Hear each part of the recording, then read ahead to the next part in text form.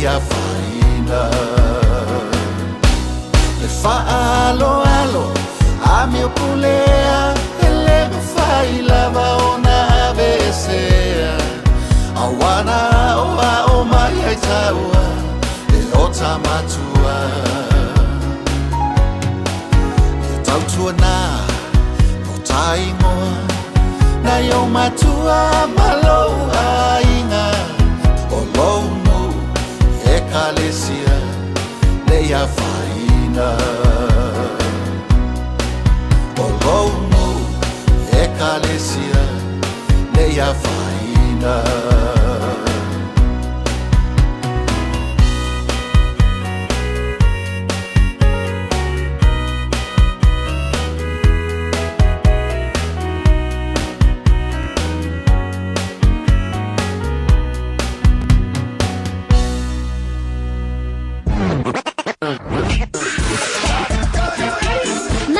Soy fua, ol si fufonga Samoa, Radio Samoa, tasilima iwatolu amo, se kia Radio Samoa. Usi mai alau whaafafonga, telefon mai Samoa ya su taitasi, wa au mai amo oe ona o le langolango mai a le talofa voucher. O te whatalofa no tātou o tunu ule a matanga o le nei vāiaso o le toi vāiaso o Februari, usi mai al whaafonga le tautua whaawau tala mai lo tātou o tunu. O le au ngani a le te tai o le tuangai le whaipule o lo tofanga e wha mawai ma le tofi pāle mia o le malo. A o le io i na whaatino le lafo le le whaatua tuaina, pe ato e tau au fia le pāle mene le asolua o le nei vāiaso. Wa whaalia le te tai o le malo i se pepo whaamtalanga. A whai o si le fia le sunga tui le epa lupe sori aisa i lele maria le ngoi. O ia te ia le numele langolango aile na lafo. O na whaatali lea se i whaatino i to tonu o le pāle mene. O ala i o mea tu so whainga whaavae mai e inga o le tū la whono whaavae. Wa whaeloa i fo i le pāle mia, le fionga fia mena o mi mata awha, e le wha mawai i se whina ngalo tui la epa. O le tasi o whiro inga le te tai o le tuanga ima tusi tala i le whae unga o le nāwā yaso, na ia whaeloa ai le taunu uantu o le tusi a le whonga whatalai, wa whaeloa atu ai wa talia le whaatino ina o le lafo le whaatutuaina, ma o le ngā luenga mua lea le pāle mene. Mai o te fia e whaasilatu le nganga whaafitai. Ua talia e le whongwhtalai.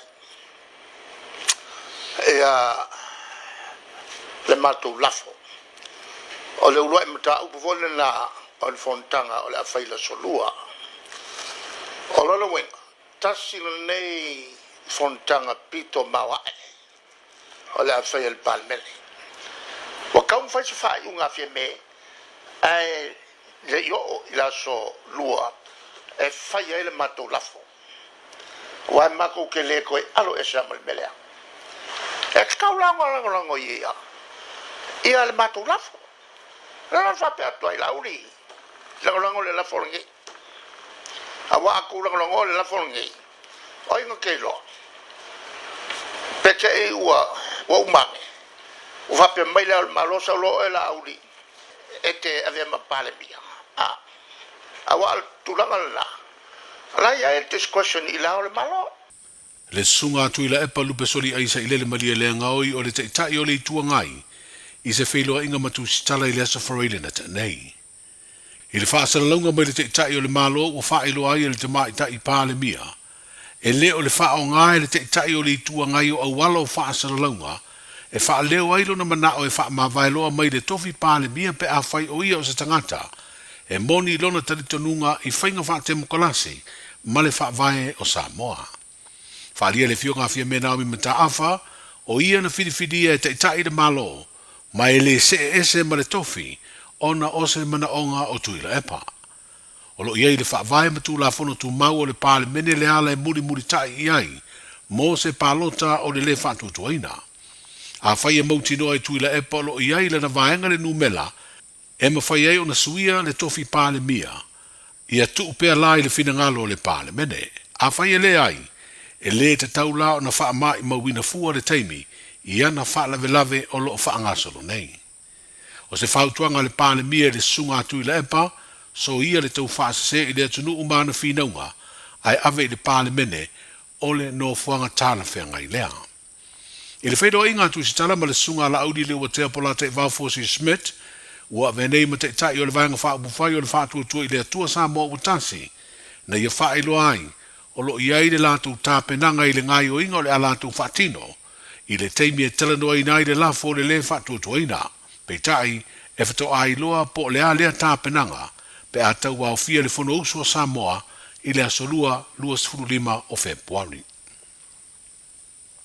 A o te pena i le isi fuafuanga o le talo le tupe le malo mo le isi te usanga wha le tupe o sa so oi nei. O se fisoa soani malo si le sao le malo Australia 24 miliona tala Samoa. Mo fuafuanga tau tupe le malo i le atina e leo le tamau ainga, mo le te usanga wha le tupe o lo wha ngā soro le teme nei. Wa wha apopoai i le se lau valu se furu fitu, tesi ma le fitu miliona tala fisoa soani e lea malo mo Samoa, i lana wha soa wa wha tūlanga e wha tino, i te tonu o le valu tausanga, le ana amata mai le tausanga e lua o lua tolu, ma le wha moe mai e le tausanga e lua afe tolu tasi. I le saini ai o lea fiso soani tupe wha au popo, i le vale o le sui o lea malo i lo tātu o tunu. Ma le minsta o tupe na wha ilo ai e le komisina mau lunga Australia o William Robinson, o le pine leo le talitonuina o whainga paanga, i le vā o lona malo ma le malo Samoa. O lea fo i fiso soani na wha alia le komisina mau lunga, o le a whatupe nisi o fuafuanga lo tātou malo, e pe o tutongi o whaia onga, whatauina o waila au mo whala au whaafomai, ma isi vaengo ngā luenga tau soi fua malo loina, ai maisi o le whaalu lei ngā luenga o wala te tele, i le ia mauti noa le le lei ato o toa wheo inga, i so se vaenga o le tātou o tanu. O le whaftai mele min stau tupe le fionga lau timu ia a fua wele se va ai, e ve ai masui o te tātou malo, na mamori de sui o le malo Australia ma wha doa i ai, o le a ave le wha mua mua i lana fesoa swani, e tali atua i vaenga siri o na mana o mia e tangata lau tele. Whali a fo i le min star, o nisi o vaenga siri o na tau ai ave e le wha mua mua, o le soifua malo loina, a o onga, ma au au nanga mō tangata i ai o lato mana onga tu mau. O le te o le safulu le tae o le asosa muri o le masina le neo Februari, na pe fa fo se ia le tise le motu a toa upolu, a o te pena to na i maisi fuafuanga le sapati. Sana na tia ile ufa inga luenga le whala aptonga le malosi tau le tise, e sa ili le mafuanga, lea na siaki ei leina malolosi o lo feso ta iei umafi le tise, i no fuanga ese o le motu a upolu. Pei ina maua i sa ilinga, e iei leina le tise o lo ta oto i lalo le palapala, e feso ta iei le afi le tise fi yanga, fa pele fale le tise furu o sou, na whaale tonu, ma whaia lo iai ngā luenga. E o ane le tolu le fiafi wa amato na whaola nisi o vaenga o le motu lava upolu, ai whaauau o na motu sia le tise nisi o vaenga, e au fiei ma le tau langa atoa, ma le anga i atu i nuu mafio anga i sasae. O le lata le afo le valu le pole sana fto a mawai le tise nisi o nuu mafio anga o upolu. O ia whaale tonu o wha malulua i pēr whaala tonga lo tātu o tunu, ono o le tutupu mai o ia tūlanga maa a fiai lana tautua. A o motu sia le tise le sa mori mawina le wha o ngā wafi wha leo leo nisi o pisi nisi ma a inga. Wa sila nei mtanga luenga mta ubutau loto i whale al malo New Zealand. E awa o ina tangata whainga luenga i le official komisina mawalunga o New Zealand i Samoa. I le whaia leo talo sanga mo sitiseni, o tangata anu o Samoa e anga wa ai lea wha amarianga. Ia ia ingo le tūla fono o le sitiseni o tangata Samoa i New Zealand. Le ana pasia le pāle mene a New Zealand i a November le tausanga umawhae. Wa wha ilo se ofisa sini o lea mtanga luenga i se li poti le leitio New Zealand. E siria le wha se lau o tātou tangata nuu, i la tōna soifua mai le vāle tausanga e awhiv se lau lua wha, ma le aso mua i anu wari o le tausanga e awhiv se lau whaiva, ua maua o lātou sitiseni New Zealand. O le o ino tangata whainga ruenga le ofisa o lea malo i a pia, o le ama whai ena tangofia tāro sanga o lea sitiseni lo tātou utanu, e au noa ma le tau lafo ina atu i New Zealand whai ai, e peo na whaatino ai le teme nei. O lo iele te le tununga e anga waa mo lea tangata anu New Zealand o tātou tangata e tusa ma le tolu a whedi ma se lau, ma o le to tele wo o le mātutua o le soifua, i le fetu sfurulima valu sfuru masini atu.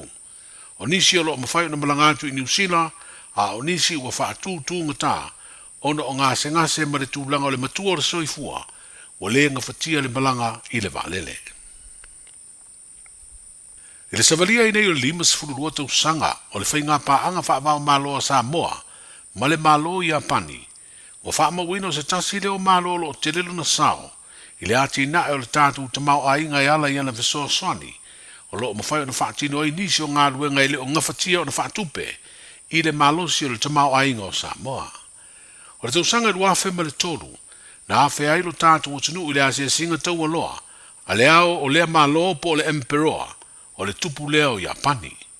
O lona atali i wa vea nei ma emperoa sa wha manatu i le asfareida na te nei, lona aso soifua, lea na awai le fionga i le ao le malo, le fionga tui me le li whano wa le toa sua lau vi le lua, o le fionga i le pā le mia mata i tai o le malo wha pele au wala au nia. Na mamori ai le sa uninga, wha mrianga me le malo Samoa i le sa unuanga lea le tamai te pā le mia, ma wha whitai ai pele malo i Apani le fesoa soani malo si i lo tātou wati nae. O ono sfurulima tausanga o le soifua, o le emperoa o Hironimia Naruhito, sa amatala na nofua inga le tausanga e FEB se lau iwatasi, ae iso o tanga whaavao malo lea tunu uma Samoa, o le aso mua i Anuari, o le tausanga e luafes futoru, na te tala ai lona ofisa ia pia, ma wha mautu wai lo tātou o tunu u le sui, o le malo i Apani. Tala amatai o le nei vai o sa fau, Ua na o le Radio Samoa se furulima iwa toru a mo e tautuaina o e ilangu ngana fitu aso le vai aso.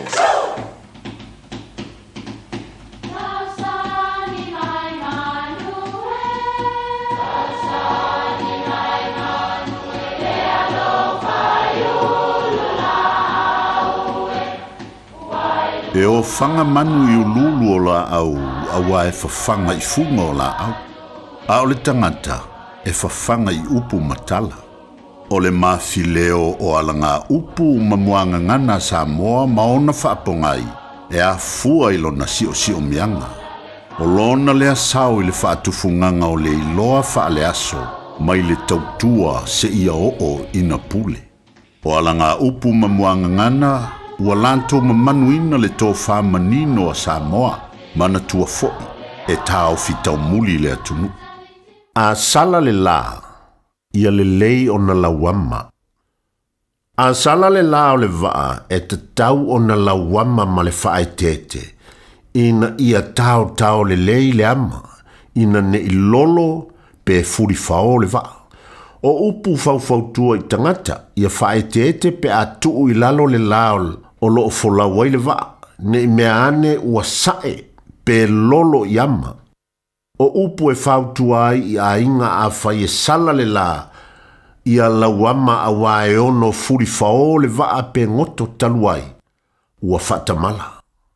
O lona winga a tuu i lalo le lao le folau, e te tau lava o na tau le vaa ina ne i lolo le ama, na fuli lea, ma tupu ai se whaale velavi. O tangata e folau, e te tau o na manino ma malama lei i whaatonunga, a lea li i vaa, ia po i lātou, e whaatautaia fōlaunga. A sala le la i a le lei o na tauama, o lona winga, a tuu le la i lalo, tau le lei le vaa. Manuia lau whaasau. Aloha, we're the Katinas, and you're listening to Radio Samoa on 1593 AM.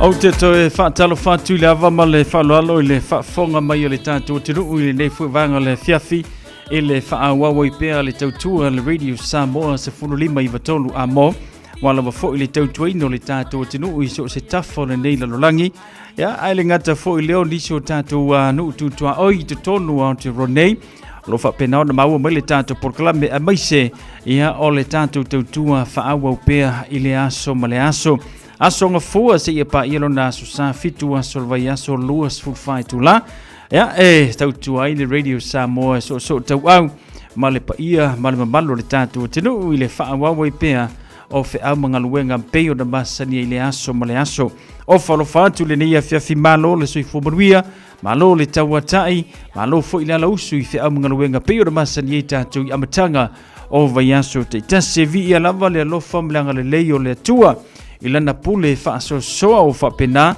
ya ona fa popo tuai le ola ma soi fu ile tatu te le ngata fu ile le yaso i fa pena fu ina au le mai le tatu au fengaluenga nei wa fe au mangaluenga pe ona masani ai ya tatonu ma taule matea le anga le leio le tua le fa ungo le yaso fufuanga matulanga pe ona pisi le tatu tenu fa le ainga ya ma fa le maftanga fa le nu ma maftanga pe ona yai pa tasi fo ilama le fa vanoina ya o lo taimi te anga i le mota tapua i o le tua ya fa pena na fa fo ile vi inga ma fa taia taia ya ono tulanga lava fo i pe o masani tatu e fa poto le fa na o le tua ile tapua inga ma le tapua inga ma fa fo ile vi inga ma fa tai fa tasi ai ya ma le upu fa wina le tua e fa pena ona tulei mai ya e ana au na fa fianga so se fata fitulanga manatula ia o fa pena ona toe refresh lo ma fau ia pe toe fa wina lo ma fau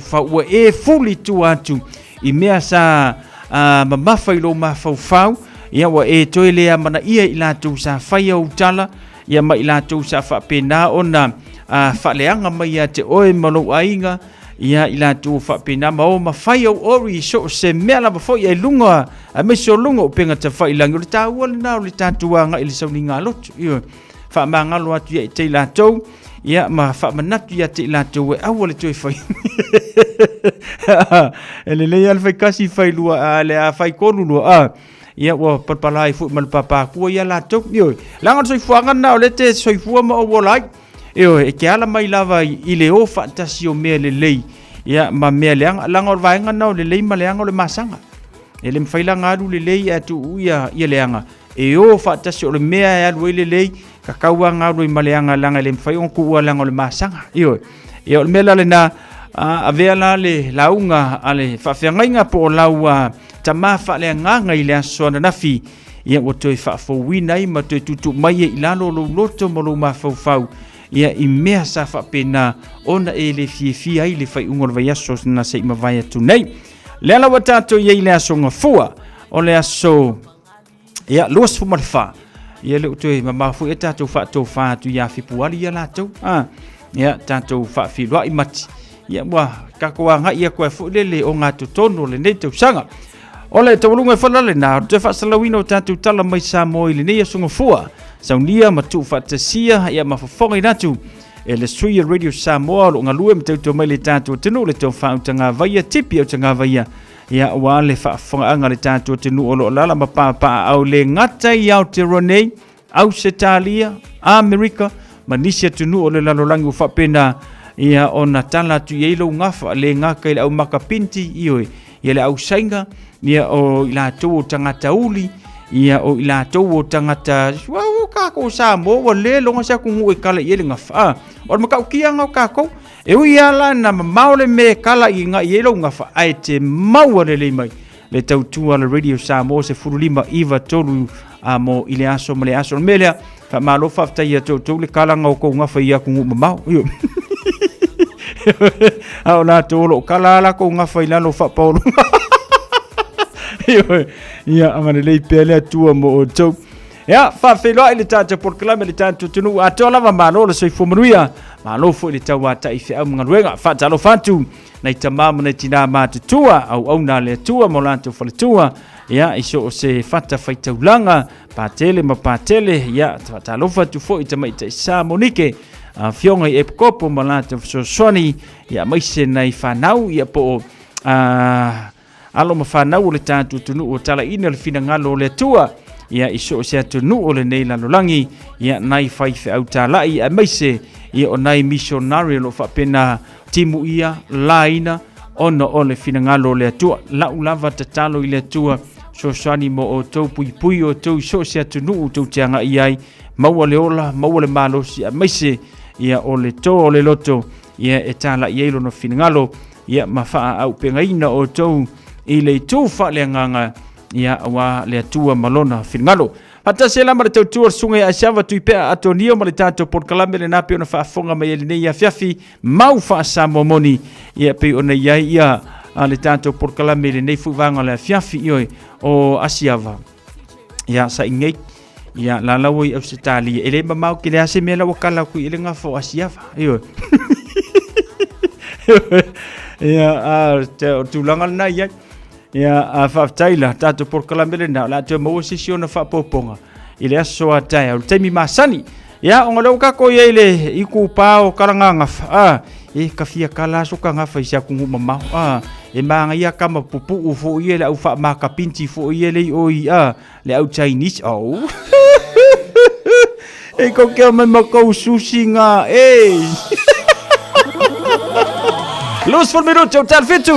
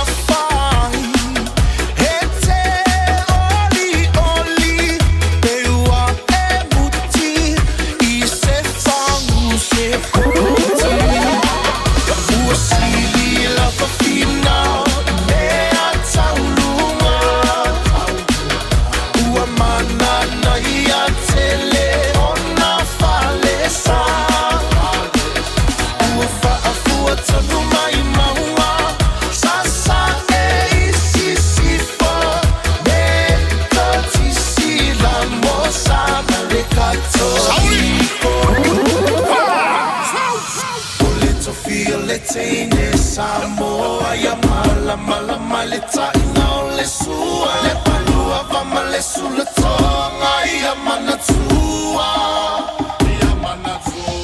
au tukula ngatala vo ine ya so semana ufa ali ali malu ya tile fa Samoa wana ole nanu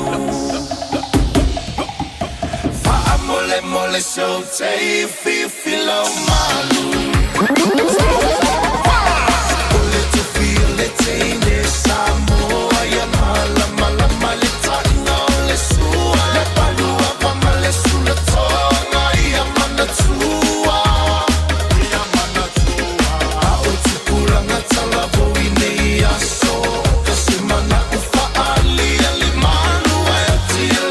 Samoa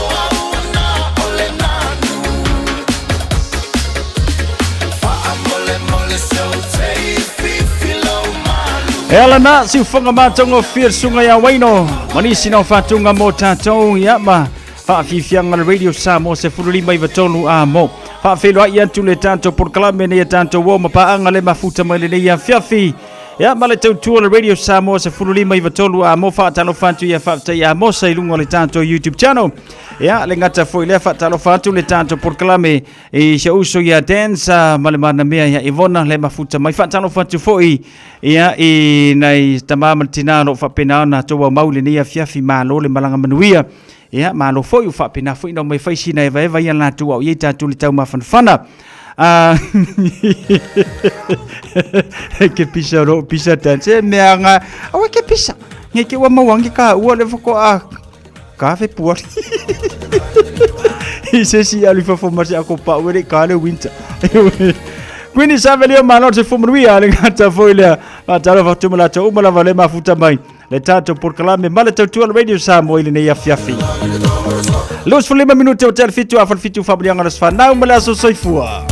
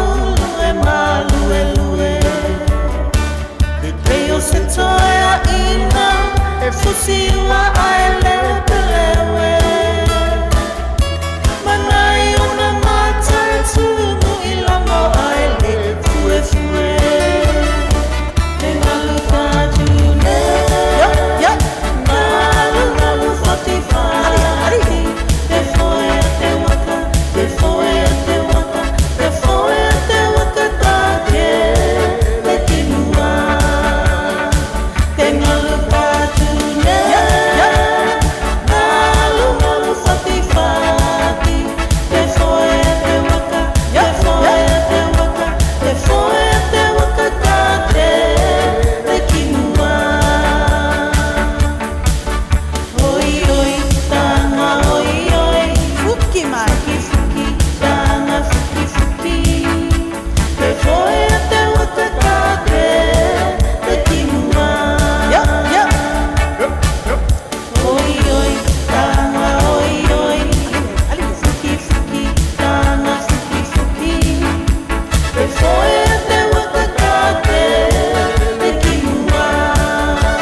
Si fonga matango fino so ya dan mal fatu ya Ivona ile nei fu vangala fiafi ina wa afatonu le tu la fitu mai au fa alinga fa pisinisi le nei tatala leina mole fa mdianga la sfana bla soifua. A failo sa ili se a onga a matsa molo walu. Au alo e te toi popole o le Galaxy Childcare e tele ona la lai au kilani I saute. E toa tele whaia o ngā ngawaa o le a o ina le whānau e ia inga whapitoa pe a le sitala lo walo. Tolus fulu I tū la, free. A vanoa le vēna le a onga mo whemalanga inga le whānau, free. Maua mea aia le whānau, free. E ia inga whapitoa. Mo nisi whamatalanga, whafso tai le o lua tasi, o valu tolu, lua fitu, lua iwa fitu.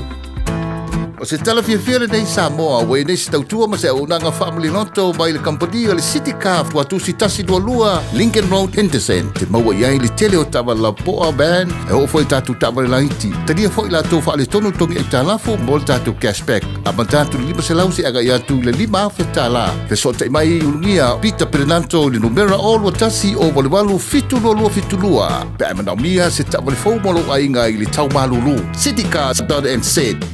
E le whaingofia le soifo I anto whanau ia onga ona o le taunga tau le soifo anga wai nei. Ai o te peraina e le Digicel te whaapitoa e te ono marumalo ai I whailonga ta I lima se lautala cash e se fulu e se ina yaso for Waylay te tasi e lima whailonga ta I lima se lautala mo risila lima whailonga ta I lima se lautala mo au se talia la fonelo sa top up lusu tala pe siniatu mo soga varoa I te ono marumalo ai e te anga wa fo ipe a whaongale au nanga le ClickX e lafo ai le sele ni I le MyCash a le Digicel I Samoa, Fiti, Tonga, Mavaruatu. Ia inga o le rei whaapitoa, mo nisi whaamtalanga, asiasiane I le digicelpacific.com. Sekia Digicel.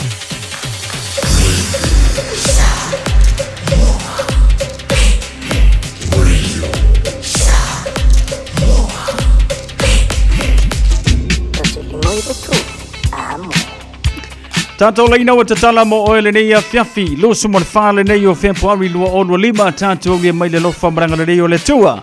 Whapeo le solo pefteina e kālo mai lei e tau. Whamanuia le was whanamula waso soifua.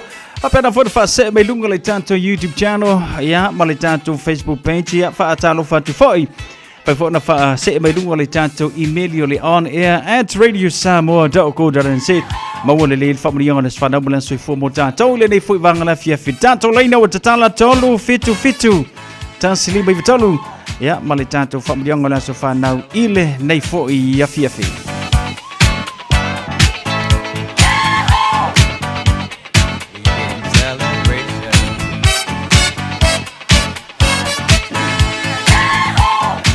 Au talia se tato walau e lau imeli le ua taunu mai le nei fwoi vanga le fiafi mai a nive tau pau.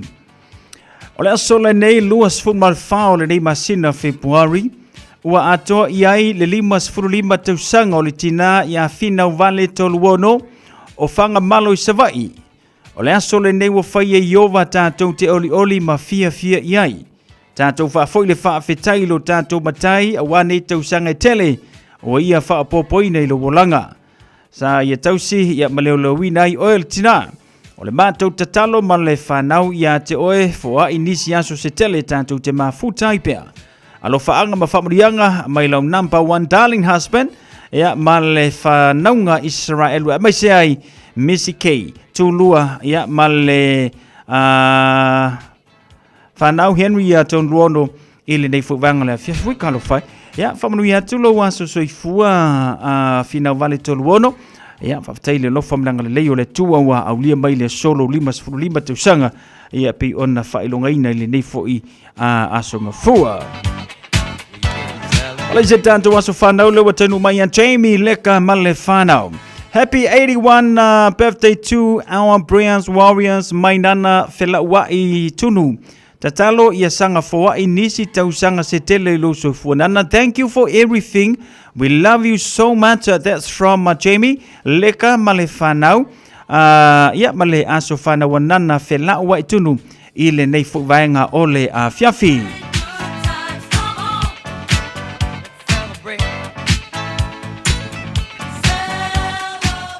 Lele, tato leina talofa. Talofa. Tau no mai. Ia mami atlas pa na ole uso pale tua ya visa tan malie ya papel por tua ngane ya tautafa ni ya tele lua so fu alo familia tua foi pele ola malmalo si wa tau singa a inga nu ya papel kalesia tai lava mana manoa tai manuia le aso soifua le sile nei aso whanau mai lava ia nive tau pau o le aso le nei aso lusu man whawa toa iei le ono sifuru mo le ono tau sanga o le tama ia tau pau ma ta afa eneliko whea tolu ono o vai loa i palauli tātou whaafoila i o le vi inga ma le whaafetailu tātou matai nei tau sanga e tele sa ia tau si ma leo leo ina ilo soifua mai whainga tau le nei o langa whaafetai fo i ngā ruenga le leo lo e whaia pēr to tonu se tātou ainga i Samoa ma i nei New Zealand mai se lau e kale sia uofo ina ilo wola e te tautua ma au nai o le mātou te talo ia toi foa inisi aso se tele tātou te mafuta i pēr i le nei o langa alo whaanga ma whamurianga mai lau to alua o whina wale ma le whanau ai afe ma afe whamurianga mai a Mesikei Rampo Tuna to Lua Mercy ma whanga sau Henry tolu ono we love and appreciate all you do that ma nuia tele lo waso soifua i le nei whaivanga ole a fiafi.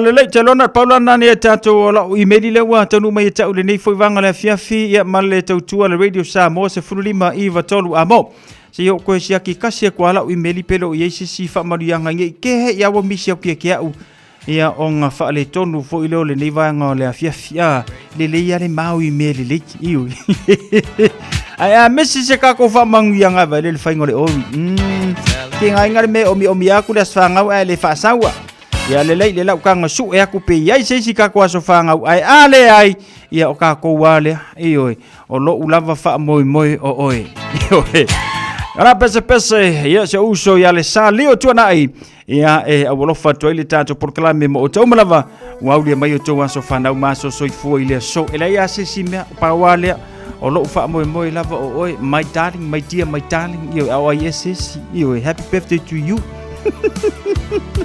e fo ia so fana o nei fana ma nei matua ia ma wi telo tu so fana ma so soifua ina so ma le pulanga ma fenga radio Samoa Flibi vitolu amo happy birthday to you all.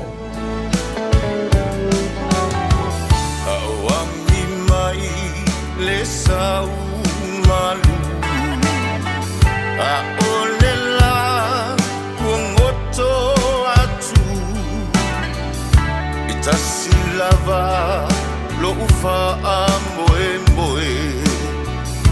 o oe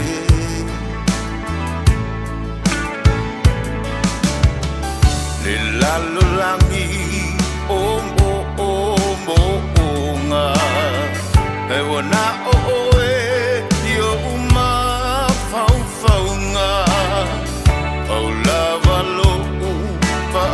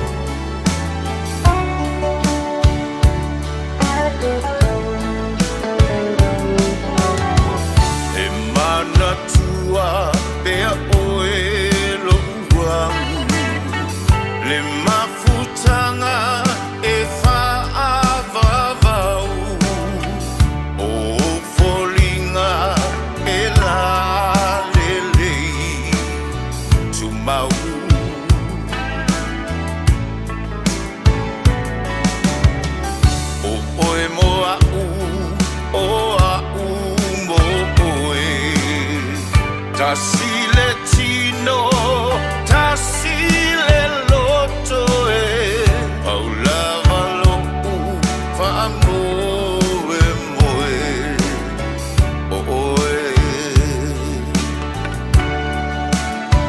E mo'o mia oe O lo'u taia o manino E mo'o mia oe E a vai vai lo'u tino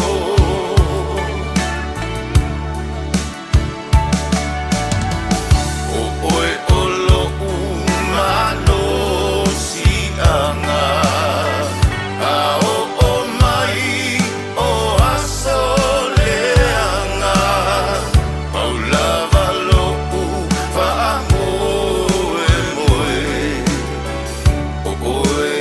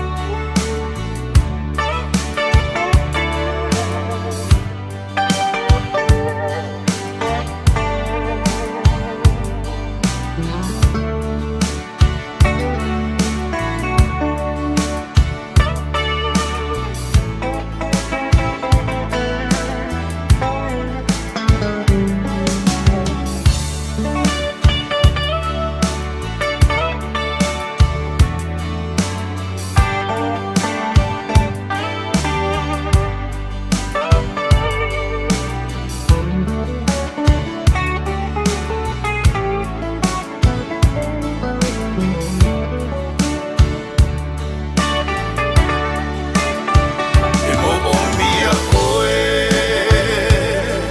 O lo'u taia o manino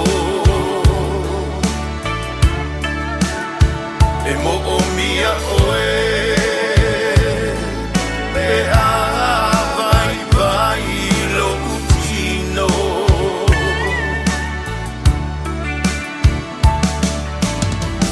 O oe o lo'u malo si'anga A o mai o aso leanga Paulava lo'u fa'amoe moe O oe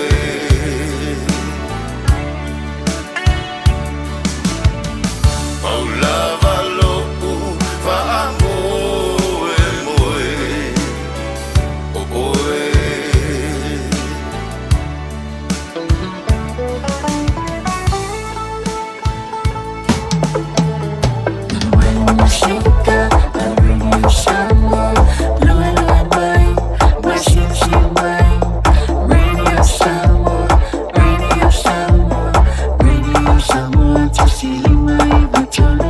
Radio Samoa. A whai alo sa ili sea o ngā a matsa molo walu. Aua loe te toi popole o le Galaxy Childcare e tele o na la lai au kilani I saute. E toa tele whai a o ngā ngawaa o le a o ina le whanau e iaia inga whapitoa pe a le sitala lo walu. Tolus fulu I tū la, free. A vanoa le vena le a onga mo whemalanga inga le whanau, free. Maua mea aia le whanau, free. E iaia inga whapitoa. Mo nisi whamatalanga, whafsotai le o lua tasi, o valu tolu, lua fitu, lua iwa fitu.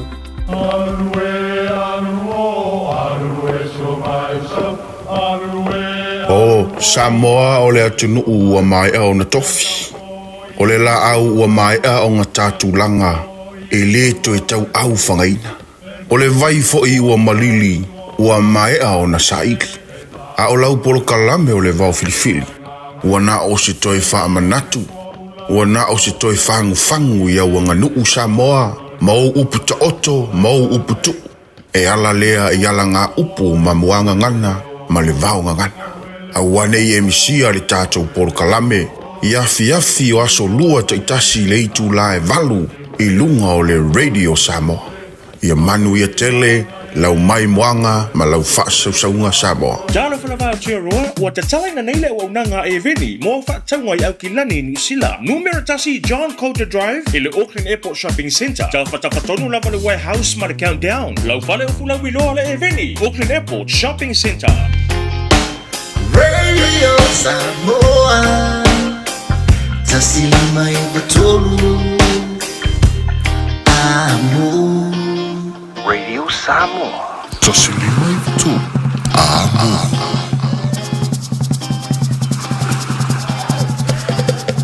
Se fulu ma le 5 minuti le totona tano le valu ona whaafonga mai fulu le tanto o tenus whapaponga le tanto por kalame o le tutu le upenga i le loto ia mai le sunga le whaafenga inga pasta poni fondo ti pe o na masani ile na tutua ia fianfio sunga fua vai aso tita susmai le whaafonga ne tanto whaasirisilang whalawe tele ia ona whaangasono fulu le tanto por kalame pe o na iai le nevanga la fiafi tanto whaasirisilanga vau filifili ma le tusi o le songa.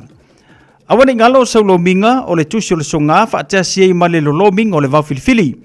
E mawai whaalupenga o Samoa i sisifo tutuila mamanua o nisi o tala tu o Samoa o ala ngā upu o le mata whaioia le matai i le whainga o whaalavilave e pei o le whaapoiponga ma liu o le susinga o ainga fesila whainga o paolo se i whaaloalo whaalanginga o le kalesia ma le tele o le ngangana o le whaalolonga fitus fultana lon tau.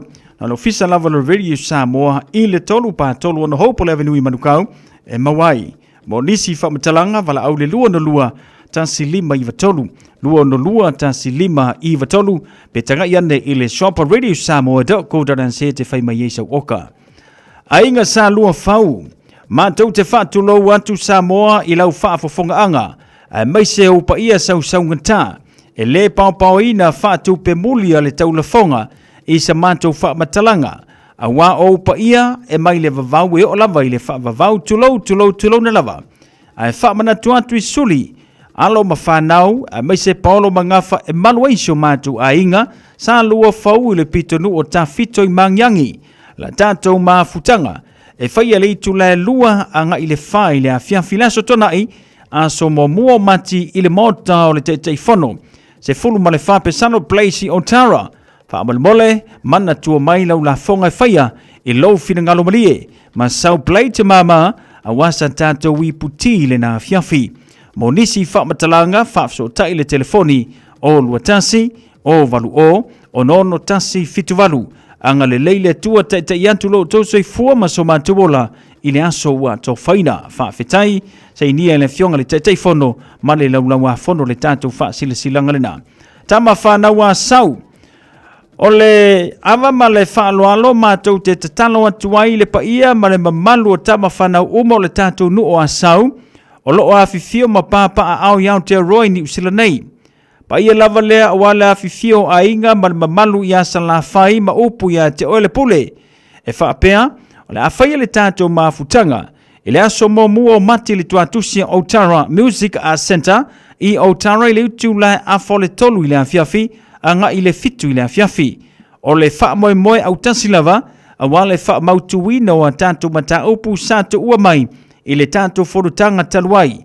Mo le wha moe sio tātou nuu mo le nitusanga. Ma mori atu lo o tau soi fua ma so mātou wola, i a tātou au lia le nā aso i le alofa ma le anga le leo le tātou atua. Wha mole, wha manatu atu lau le stala e pule lava oe, i lo fina ngalo whaitalia.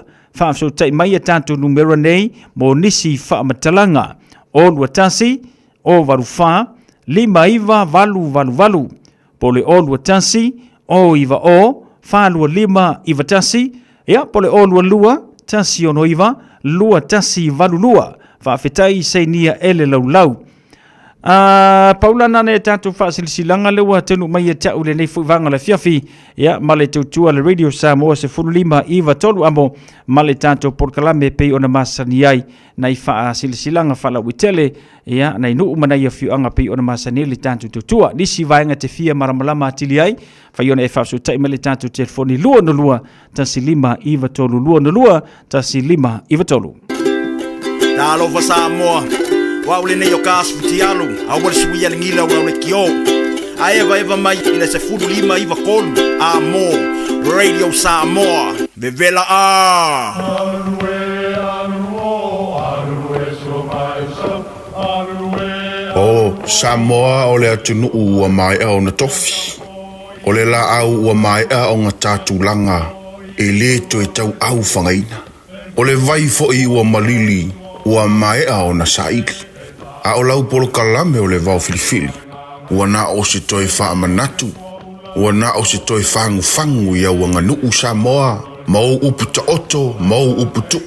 E ala lea i ala ngā upu ma muanga ngana, ma le vau ngana.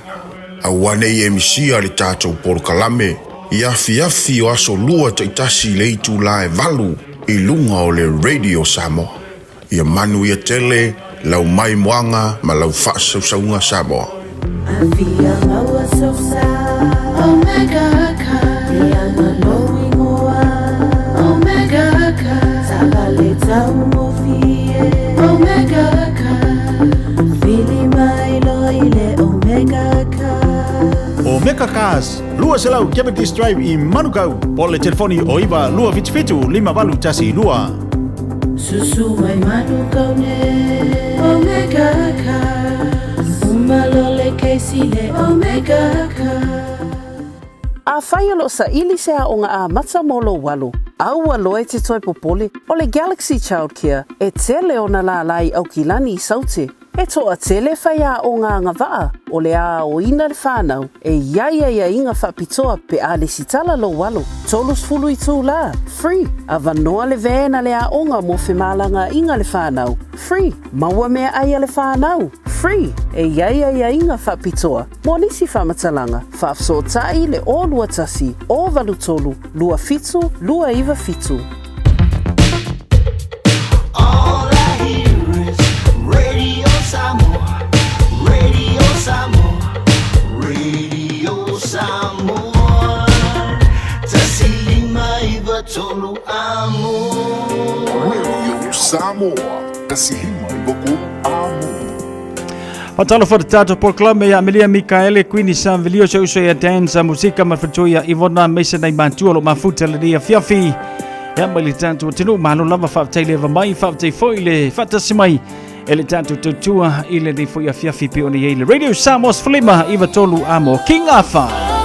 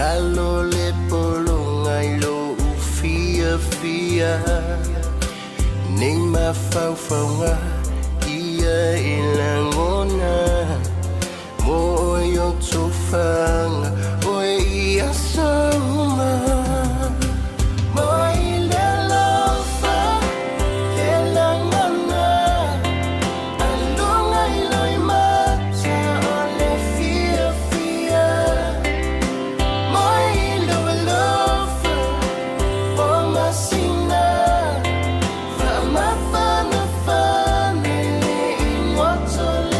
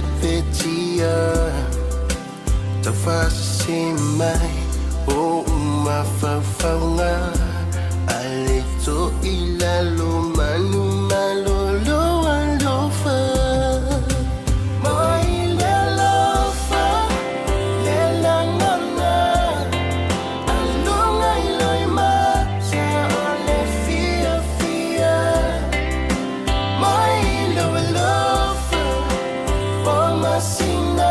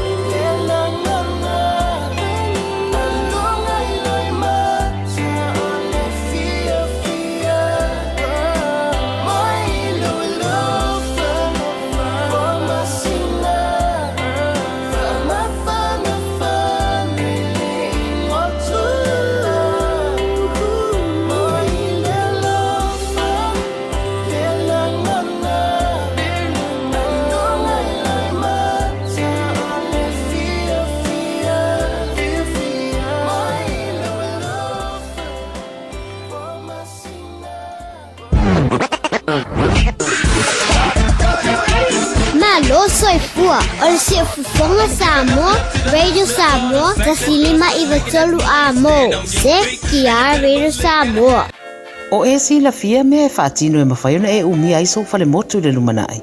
A whai fo i so fale motu, o e si la fia mawhaiona whaatino ni isi o fuafuanga e whaonga aire e kuti o lo fale. A wane e misiere por kalame o le malu i fale. Ia fiafi o sururu taitasi le se fulu e te aile whaa. O le a e si la fia ai au wala e mawhai e ona e umia se fale motu le lumanai, ma au wala e whaonga aile e kuti o lo fale motu, e whaata wai se isi o fale, le por kalame o le malu i fale. Ia fiafi o sururu vai aso taitasi se fulu e te aile whaa.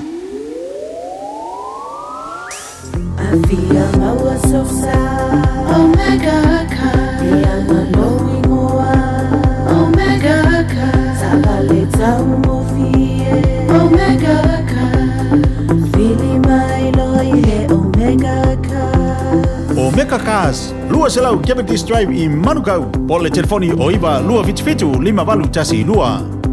Susu mai Manukau ne Omega ka Malole Casey Omega Jalo fana va tia roa wa te talaina nei le o nanga e veni mo fa tangoi au ki lani ni sila numero tasi John Coulter Drive i le Auckland Airport Shopping Centre tau fatapatonu lava le warehouse ma le countdown lau fale o fula wiloa le e veni Auckland Airport Shopping Centre. Aloha, we're the Katinas and you're listening to Radio Samoa on 1593 AM. Ua tātonu le valu na no outu e whamanatu le tātua tenu on to tele lantou le mwhaiona wala au mai. E lo mwhaiona o natu le tātou Facebook page le nia whiawhinga le tātou YouTube channel lo mwhaiona o natu.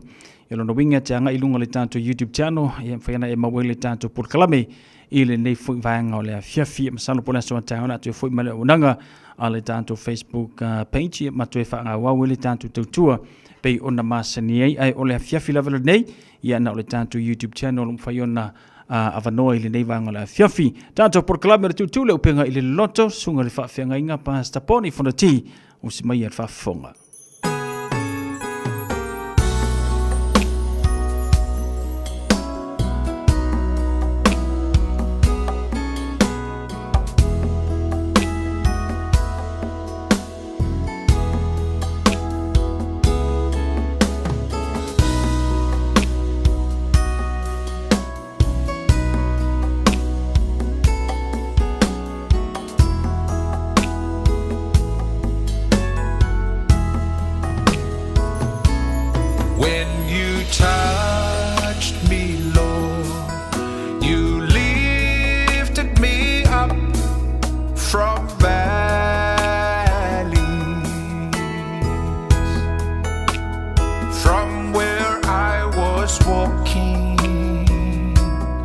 with no hope at all.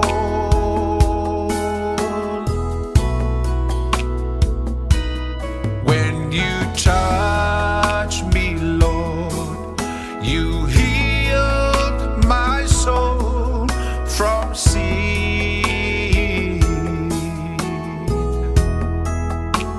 Thank you, Jesus,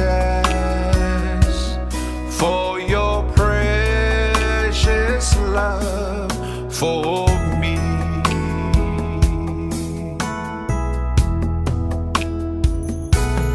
When you touched me, Lord, you lifted me up from valleys,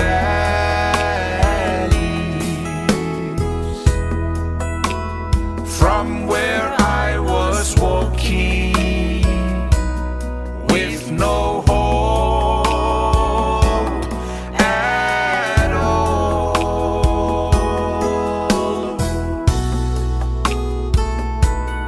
When you touch me, Lord, you healed my soul from sin.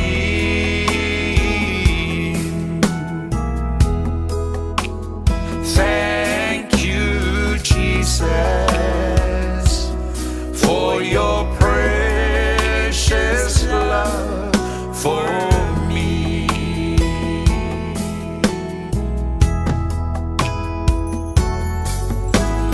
Touch me again, oh Lord, touch me. I am a sinner, more of you. Touch me, Lord, I may be blessed, anointed and clean.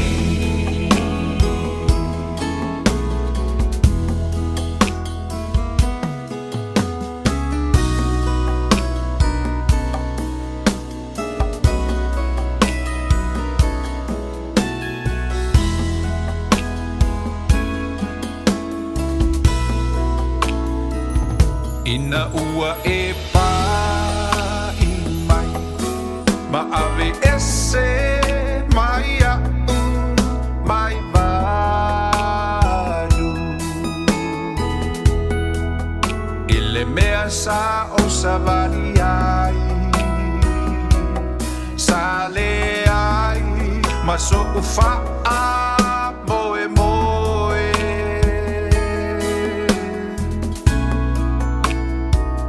Ina ua e pa I mai, na malolo ai, lo ua nganga. Yesu faafetai, ilo alofa ua o wolai. Via pelo swafa lo mātou tama. Via o ele tua tama le alo le nganga pa ia. Le tua lava oe mai le vavau e o lava le whaavau. Le tua apra amo isa ako mai a kopo le tua e vi ia ma tapua ia e tangata uma ifo ia te oe tuli vai uma. Tau tau e laulau whaiva uma oe o le tua e tau ona vi ia ma tapua ia. Oe o le lii o le lofa. O le tua o le lofa muti muti vale. Mātou te whafte ia tu le tua no le aso ma tango fie. Mātou maua le nei aso. Mātou wola ai mo mātou whaia fo I au mga luenga tiute ma whaiva o le nei fo I aso le tua. Sa mātou whaunga ina le tele au mea lofa. Lau le leima lau wha maoni le tua we te tai mai lo mātou wola le nei tai mai le fi le mo. Le mātou te whape atu le tua whafte tele le tua. Haftea wa oe se ta male lei, te alofa ia I mātou o lau lava whanau. Haftea le tua, mwhai ona mātou. O lia mai nei teimi o mātou maftanga o le pol kalame peono masani ai. Mātou whaftea atu le tua ono ni avano le lei, mano mātango fie. Whai ona mātou tal noa ma whamalosia I ala I au whionga pa ia. Le tua mātou wala au atu ia to e si fio mai. Lo lava malosi ato toa le mana lo ngang pa ia so son mai. Te whauina le mātou po klame le nei po. Wai le lava se mea mātou te mwhaia pe au noa ma lo whatasi mai ai mātou. A mātou whaia fo se mea, mwhai lava no mātou whaia e leo whatasi ai le ngango lau fio le ale maua le ato toa. Le ale mau fo e mātou se me lei ma se au onga. Ma mausali o mātou loto se ta upsi sili o lau lava fio pa ia. Le mātou te manau mi ai lo nganga I so sani mai mo I mātou. E te wha malama ma wha tau no ma tu mawina la upu o mātou loto. Le mwhai o na mātou wolai, a mātou wha ngaina. Wala watu le nei teimi se e wha mnuia, I au tangata ala le mātou mta upu. Wha ngaina fo ilo nei tangata whatau waa le tua e wala tua ila u fionga nei po. Wha au mai a te au, wha au le wha longolongo au tangata. A mātou am teina le nei pol kalame le tua. E ala le whatasi mai o loa nganga pa ia. Te tai lava oes I o lava I le whai unga. Tu maupe ia te oele vi ingalo mātou te maa. Talo se nganga e whalamelave ma whasalave I le mātou whalongo. Whalamelave fo I au tangata o sauni e whalongo la upu. Talo I whaatau mamauina le tua mai mātou. Se nganga e whalamelave le mātou whalongo. Awa ina ia wapena ona ato toa le mātou te pueina le tua o lau fionga le nepo. Ia wani maua satani ma tiai ma aveseina. Ai ia vela upo se upo e pa ule le lei e tupu maula. Nei e fua mai ni fua le lei. Fua stele au ngamo lo malo. Whamnia le tua ia I mātou. Ia I ulava me uma le nei po. Tu maua ti a te oele vi inga. Le whamanu. Ma le whanitanga. Nei o so mai o le whavavau. Whavavau lava. Ameni. E whatalo whatu fo ili ni fiafi lau whasausaunga Samoa. E lei foi taimi mātango fia ua saunia matapeneina le atua tātou te mafuta il tātou por klame masani. E asong fuata I tasi il tāla walu tātou por klame le nei o le tutu le upenga I le loto pe ona masani ai. A talo whatua I le pa ia la silasi o si o tātou atunu pele Samoa lau tō auna fo nei poni fonti tātou te mafuta fo il nei fiafi ia. Wale tautua ma le au na atu ia to ala le upo le tua si pa ia fo I le afoliva le fiafi ia on tatu tau mama fo ile ele file mo le tua pa tai le tua te tai mai lo to so I fu so ma to ola tatu mo wa fo le te mita u fa tau nu wal tatu por klame masani pa ta lo fa tua ile ia le silasi o si o tatu tu no pele sa mo le fiafi so fo Yesu pa ta lo fa tua I au na le tua mo to msiofo so sto vene nisi o mafuta mai o le au whenga luenga le fiafi whaafonga mai mta po ia fo I le tātou por klame le fiafi whatalo whatu I atu oe le fiafi e le swafo Yesu le tātou li imo le tātou whaola ma lole ngā lulue ma lole ustaulanga I le aso nafi I pape fo I le asto nai ma lole tautua ma lole launga ma lole whai o le whaiva tātou ngā luenga wha ustaulanga fo I nalo atu ai nei mai sa ia vi ia le tua ia fa foi pele vi inga I le tua ai fa penao na so soani mai pe ia tau mai tatu uma wa lava le tom te wino le upo le tua ia ta pena masaunia pe ia tatu ia molona finangalo ele fola ina le upo le tua vi ia le tua ata lo fa to me lengang fa lo ni fiafi atu tau la whenga luenga le tua whaatalo whatu le fiafi na I o tātou te mamatina mātutua o lo o whapenao na mafuta mai le fiafi whaatalo whai tupu mai e o si o tātou tunuu te mamatina o whapenao whoi ia le loloa Samoa e iona AVSS le ngata whoi lea e whaatalo whaaptoa I nisi o lo mwhai whona mafuta mai tono mautanga ngase tonu fo o mauta malawa lo fata otolia ile mamalu le tunu fata lo fa ya tu tau pa ya tu ia le au whamalolo le tua ia tūtou, e mwhai ona maua, e I tātou uma e mese lava, ia utou lo whātou tuli e mō te ngasi, maua le whamalolonga, ia ao le tua le nei fo I vai tau a whengai e ma whitianga le tino. Tata alofa fo inisi o lo maua ma le tātou polklame I tonu o whale pui, uso mtua whawhine o lo tuli lātou whasalanga, tata alofa ia tūtou, e le nei fiafi. Tata alofa atu inisi o lo ngā lulu e le nei pō, o alo whaiva fo I ma whaitiu te ma whaiva e peo na masani ai fiafi a mese fo le anga I atu le pō, si o atu fo inisi o au nanga I le waweao o le aso atai au. Ia, alofa le tua ma whamanuia I tiu te ma whaiva, whenga iai le nei fo pō.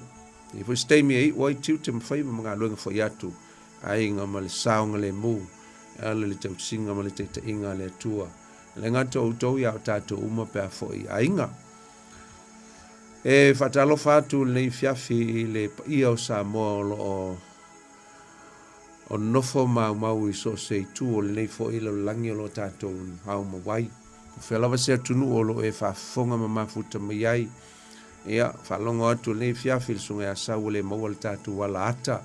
Ia, whai o atu le malosi o le Facebook. Ia, le ngata fo I lea o le le tio ia po whelava po le ase wala mwhai o nei mafuta mai ai nisi o tunuu.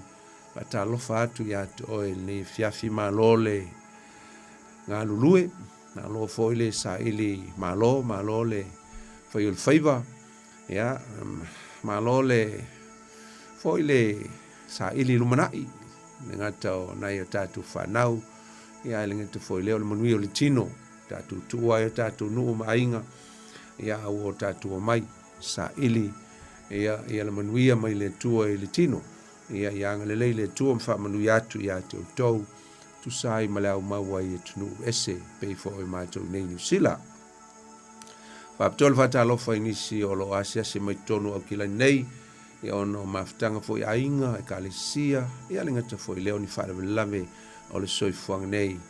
Ia whata alofa ia tu tau, ia whasteimi tu e te liwa tuai I atunuu, a inga, no whanga o lo no whai, whaamanu ia tele le tua, ia tu tau, ia, whai whasteimi o mua nei, whatua e whaafonga mai ai, Paul Klamene nei, lunga o le ala leo le tio Samoa ole, tu tuu leo penga I le loto, whata alofa whai pitola mai ia, tu o ni fiafi, I le swafa Yesu le tātua li whaola. Whata alofa sunga ia sau, ma ngā nului whatasi atu msau ni fiafi manui ala wasau ma le ainga.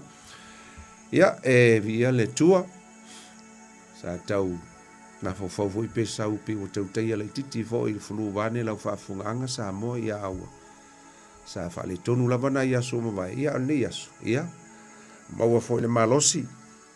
Ia, maua fo le malosi e tua I lunga le tae o alu esu wali lalo la au e tāle polo.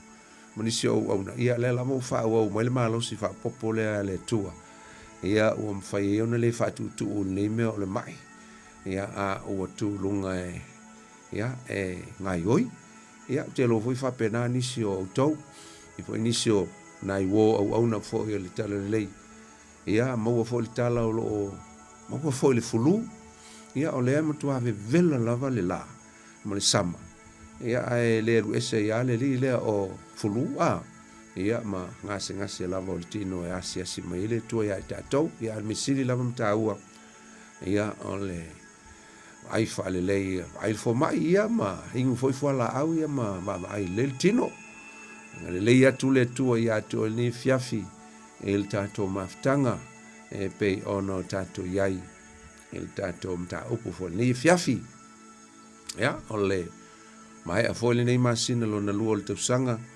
ia la vave tele le alu le tausanga ia le foi la tatu la sia le masina lo tolu le vai so fou ia tal sia o lo fa penao na manuia ia lau folaunga I la mtanga le ni tausanga ia foi ni fa fitauli mani fa fatiata mai lo fengai o lui tau la mana o le soifuanga o talanoa le fa malosi fo I se upo na nafi sia matou fo I kalesia matango fi o onga le tanga to Paulo o apoa I mai la apostolo o Paulo i le tulanga no, not Paulo, sorry.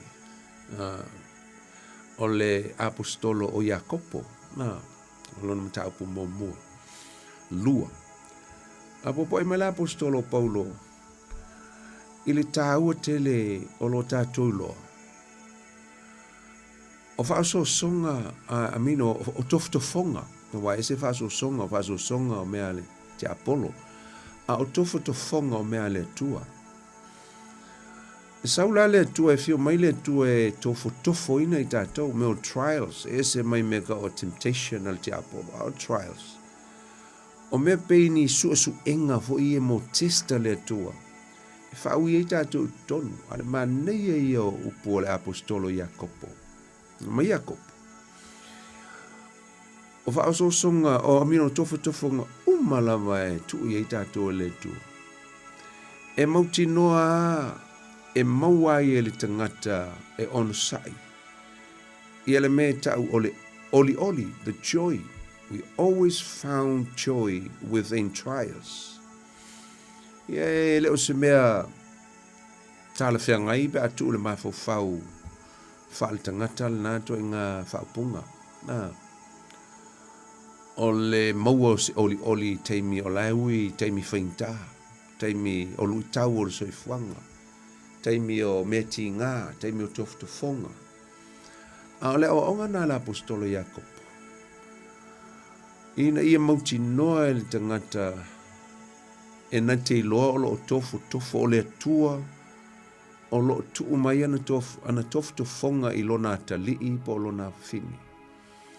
E whaui ai, you just go through the trials because God deliberately put you there. Put you and me through trials. Yeah, God deliberately put us there. And while we are going through trials, ako ui e tono whainta, ai tātou trusting a le tua, o ia lea e manao ina ia, o tātou malo losi ai pia tātou talia ina ma accept, ma tini le whai unga o trials o lo tātou manu malo. O lea tua lava lea na te au maia male oli ai tātou. E le mwhailauna o tātou I loa ina le oli tu tonu o popua ngā mawhainta, ma toftofong. Pe a tātou le mālama lama I le atua, ma iais tātou mawhtanga ma le atua. Ma e mālama lama o le atua lea e a maia toftofonga I atoe.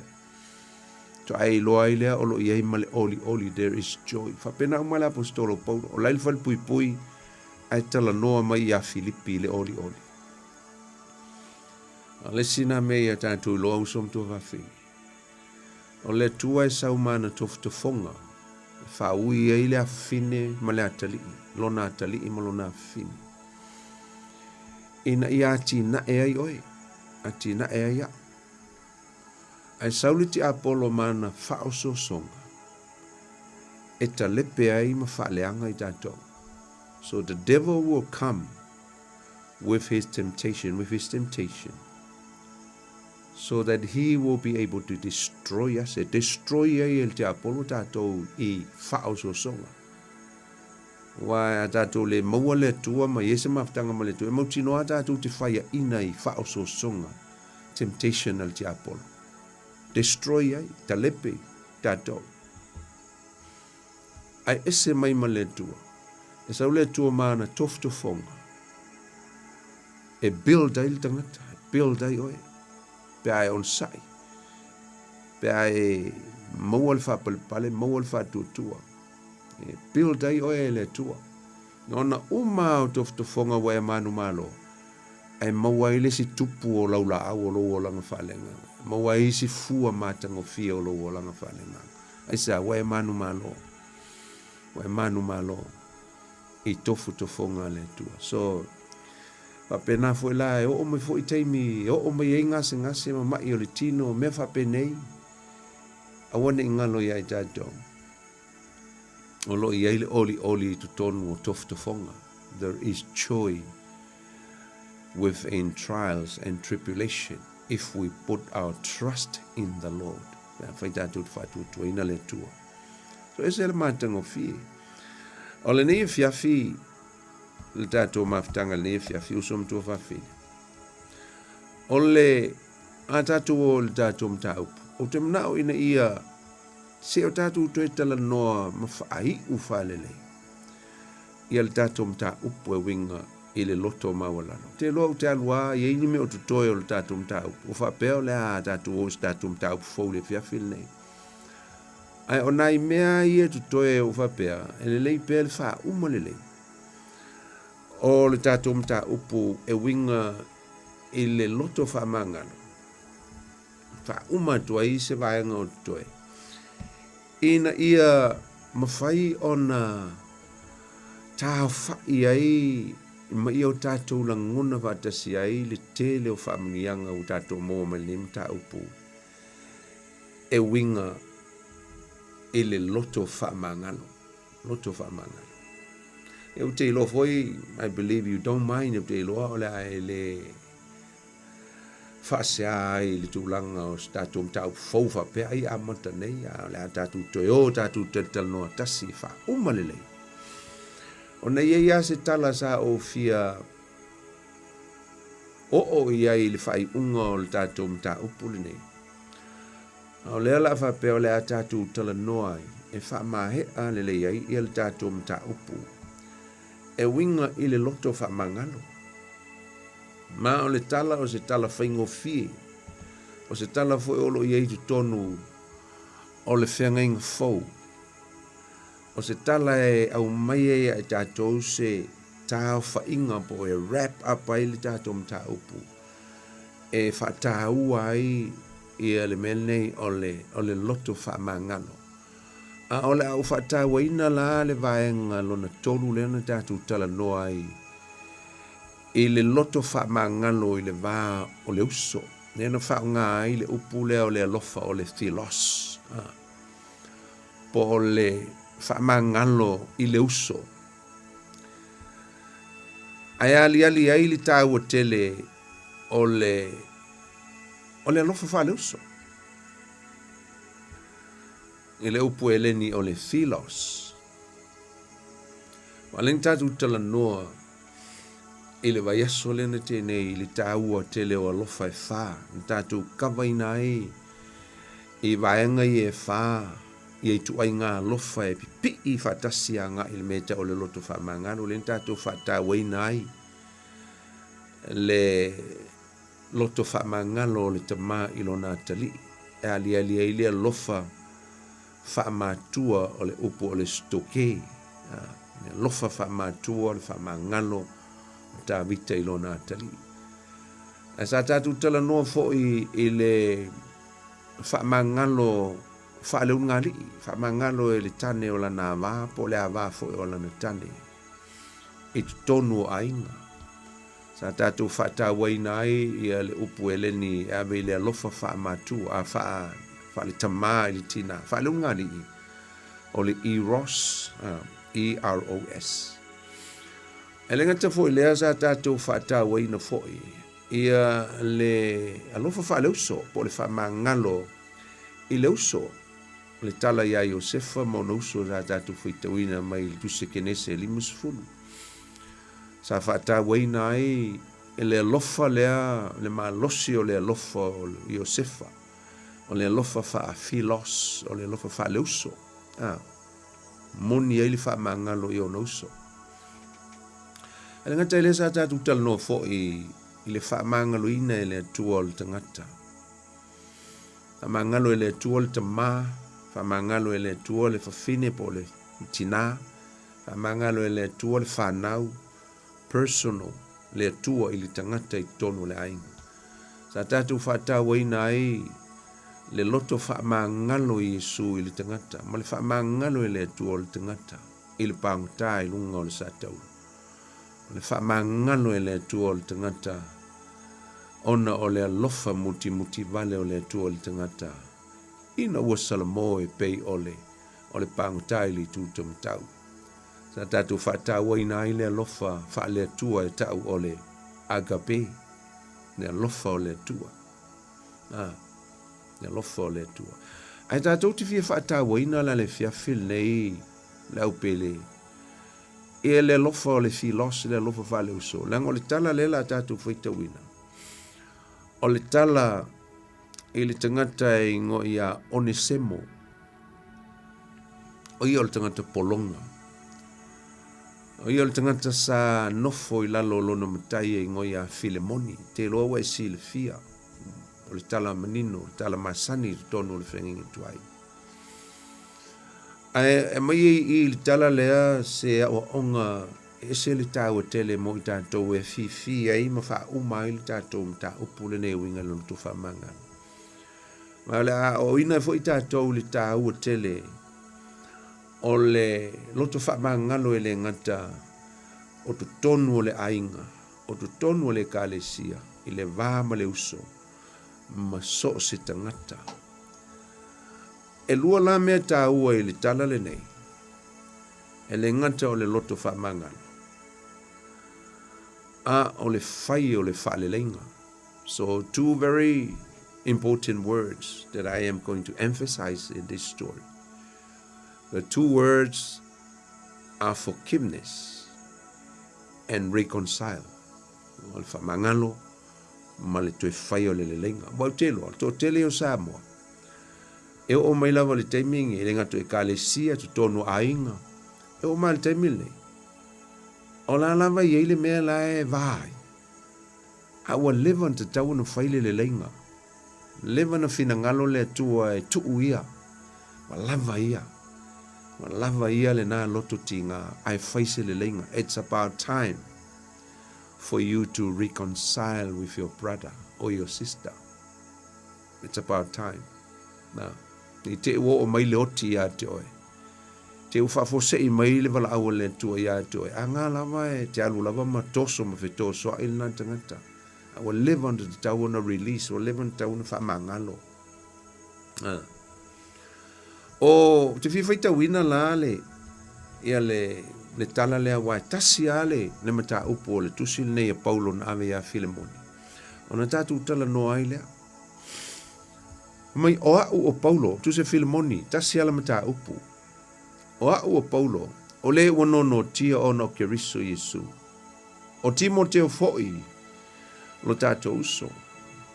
O la matusi le nei a Filemoni, o le pele na tato ngā lurue fatasi. Ma fia le pele. Ma ke ripa o le na tātou ma te tau fatasi a tōma le ka le sia i lo fale. Ia ia te o tau le alofa tū noa ma le manuia mai le tua lo tātou ta maa a tōma le li o Yesu Keriso. O te whaftai atu i lo utua, o lo utau ta ua oe le au noa i au te talo.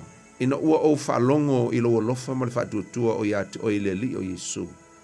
A tōma le upa ia uma, ina ia ngā lue lava lo ma futa whatasi i le whātua tua ina ia matuai loa mele lei uma o ia te autou ia Keriso Yesu. A wālo usoe o tele lo mātou fia ma le mawhanawhana ona o loa lofa. Ina ua wha mawhanawhanaina le aupa ia ona oe o le nei e ui lava ina ua ia te au le pule lava mai ia Keriso e polo ia tua ia te oi mea e te tau. Ai o te ai o iatu ona o le lofa, o au nei lava, o Paulo le toe ina.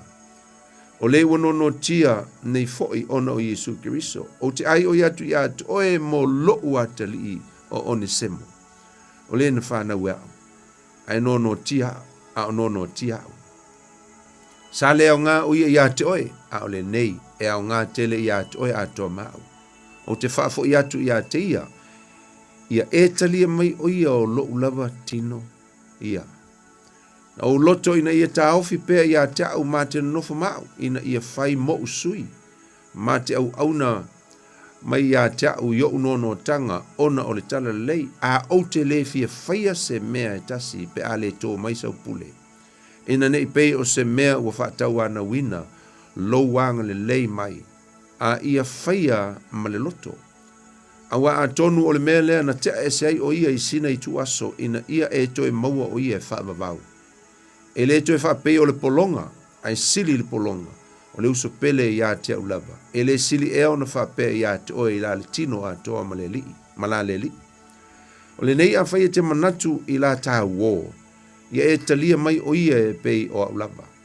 E a whai na ia angaleanga ia te oe, po ua ia te ia sau mea, ia e tu mai lea mea ia te au. O a ua Paulo, au te tusi atu i lo ulava lima, o te tau ia tu lava, ai o te le whai atu, e te tau ona e tu uina mai oe lava ia te au. E moni lo usoe, se e fia mai, wha fia mai ia te au i le li. Ina mawhanawhana ia, ina wha mawhanawhana ia, i lo loto i le li.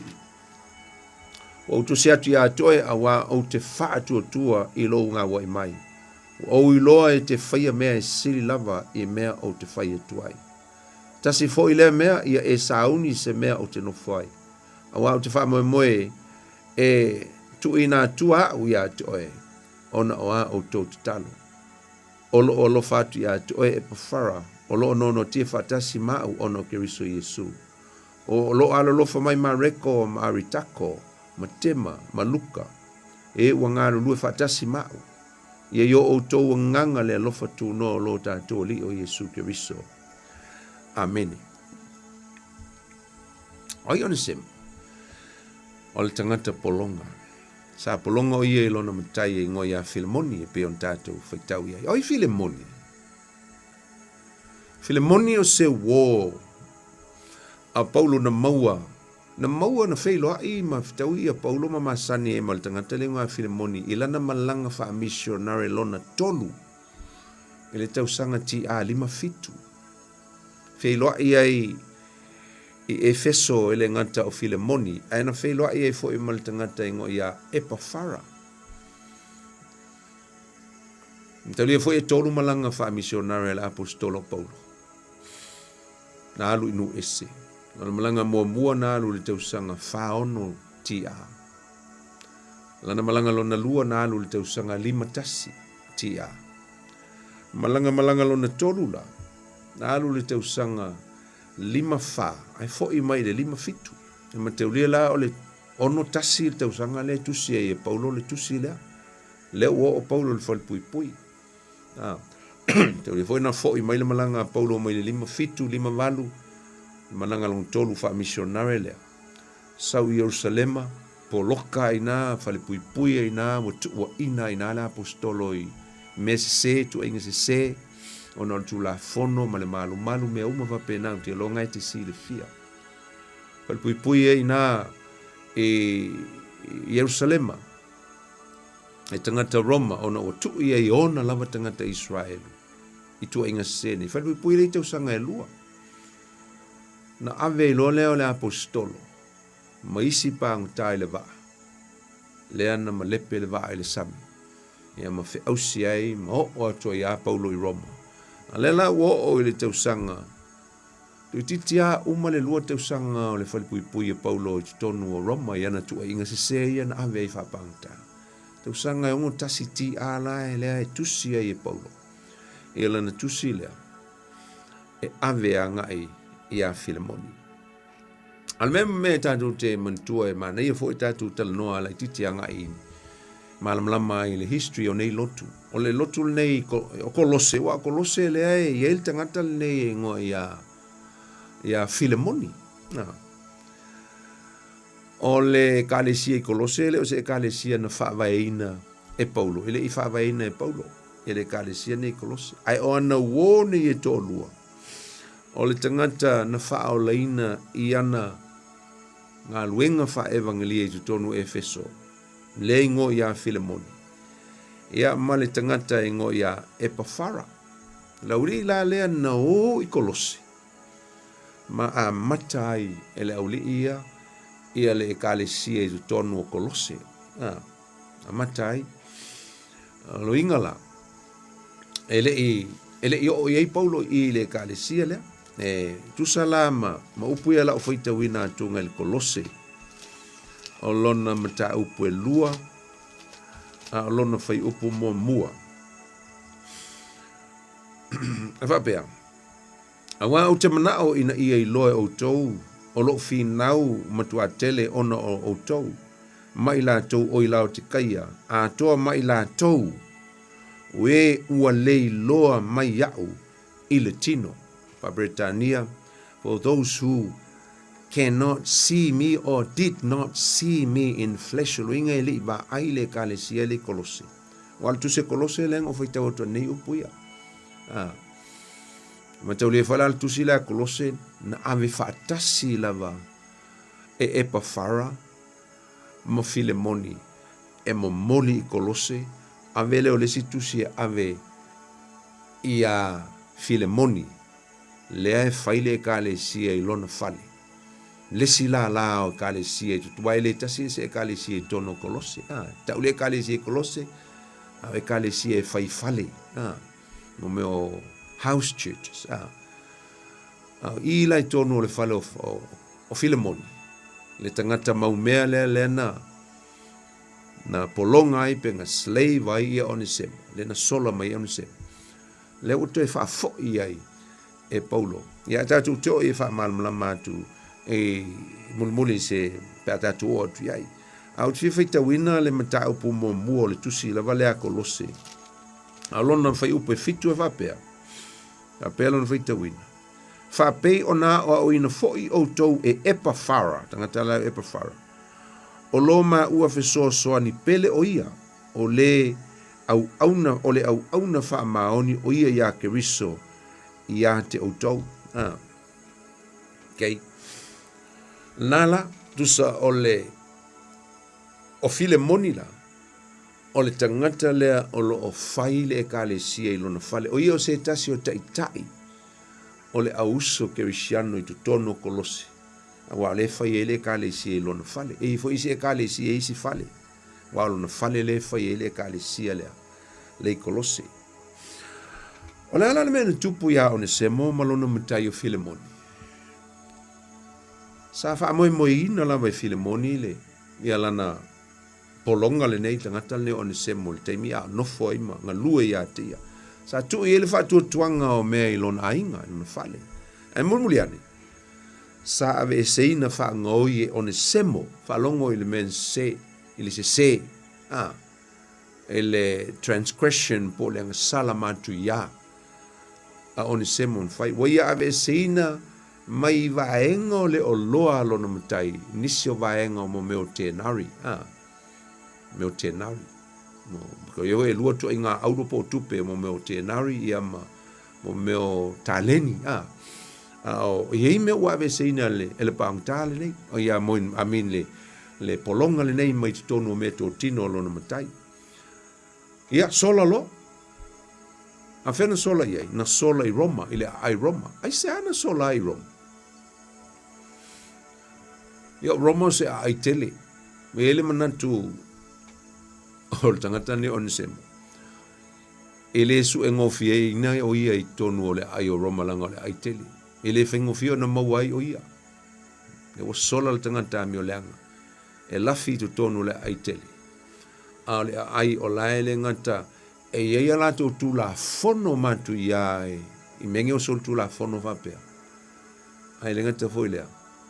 E iai foi le tu la fono a iuteia po Israel. E matu ia o le tu la fono le o fai el tangata. Le mea ngoi. A le la usola yo. E ma vai la le ono masina Onesemo tu tono Roma. E ma wai le ava no te le lope le lope va ferna o ia Onesemo tu tono le fol pui. Ma fa longo ai se tasi o la unga moli mau a Paulo. Mto o taimi le loka Paulo lona fa salanga i luota usanga i tutonu o Roma. E fai ele ngā luenga Paulo le fai. Mto o tele tangata na fa o laina ai ma li liu ai. Alanga e falui puil te malo ala e fai ana la unga fai ana tala inga. Tele mo meo centuries mo meo tangata foi e tai au tai to se lau tai Roma. Centurion, tangata tai au Roma ma fita. Na whaolaina pe na sui pe na la tautalia ke riso Yesu ala ngā luenga Paulo. Le whala la ua afia ai ma leo langa o le tangata nei o Onesemo i le matautia o le whaongaina le tu o le tangata nei o Paulo. O la loka, la whai pui, ala la vai tā lai, la vai moli mau Yesu. Amen. Ona e nisi o tusu singa anisi o skola o tusu pa ia e whapea. O ne semo sa mua I wha o leina. Pena mua I suia luna o langa le tala I ngā Paulo. I tu tonu Efeso. I lana malanga wha misionare lon tolu lena o tāua. Lena maua I ma Epafara. Ia ma Filemoni. Maila nisi o skola o tusu pa ia o le sola o ne semo lena sola I Roma. Na alu sa o lava na sola sa o a ia Paulo. E solo ia I Mosef Sosoani. Langa o lea ua intrapo aku I ile. Ia ai ei fo inisio o telo inisio skola. E li lifa I le manatu whapea. E le I masani. E le I feiloa I Paulo ia on semo mo mua. Whaato a feiloa ia on semo. E lana ngā luenga leana. Mwhai ei ona feliua ina le nganga le loto on semo. Mai a veai o ia o se tangata Kersiano I lana launga I tono le whalipui. I le tausanga lava lea ti a ono tasi. Tausanga lava lea na tusi e Paulo le tusi. Mito e whaafo I il pangta. A opo Paulo ia Filemoni. Pe o opo na ufoitawina. O I tatu te loa I le tā ua te leo le mea lea au ngani e nau e le apostolo Paulo. Le la ua luatu nei la ia. O ne semo. Whaamatala atu mea umalava ia Paulo. I te tono le whapui pui. Nau lava ia apostolo ina ia. Ona tau fia pele tamale nei o se tama e au ngā ia te ia I ngā luena. Ai na yeilo na sili atu ia Paulo lona la ngona malona manatu. E te tauna tu e whaafo I le tangata angasala. I lona matai. Ina ia whaise le leinga. Ina ia whaataunu ina le me tau o le whaato I senga. Ma maua ai le me tau o le loto wha ma ngalo. Ma maua ai le leinga. O le nau le la apostolo Paulo. Whaipo sa fulu e le tusi le no whaitawina. O te ai o iatu oe mo lo uata lii o one semo. O le na whanaua e au. A o noa tia au. Na luingo la tala la apostolo. E matau lia foi o le me tau o le whanau. O le whanau e Paulo o le tangata. O le luingo. O le tangata o whanau whaale nganga. E ala le ngā luenga. A le tangata whaatuatua ia Keriso Iesu. O ngā luenga le nwhai e Paulo o maafuai. O na whanau fowina. Le nganga o le tangata le o nisemo. E ile o onga le tuspa ia le me tau ole. E ta tau I tangata o malava I lunga o le lololangi whanga le ele nei. Ma le lololangi nei. O na toe whanau. E mawhai ei o na sao o ia mai loa atu. Le ola e whavavau ma le langi. Le ola e whavavau. Tala ia Yesu ia Nikotemo. E ao ina toe whanau. Oi le vai ma le nganga. Born again. Mea la le lefa me la apostolo Paulo. O lo uata li na o whanau wina luinga. O la unga luenga na whanau. Na talia ai el tangata lea Keriso Yesu e whai maona whaola. Born again. Born again. Me ta o le whanau fawina. Na o lo tuse ngā luenga Ioane lono mata upo tolu ta noanga Yesu maniko temo. A le toe whanau. Ringo le whanau whalua al tangata.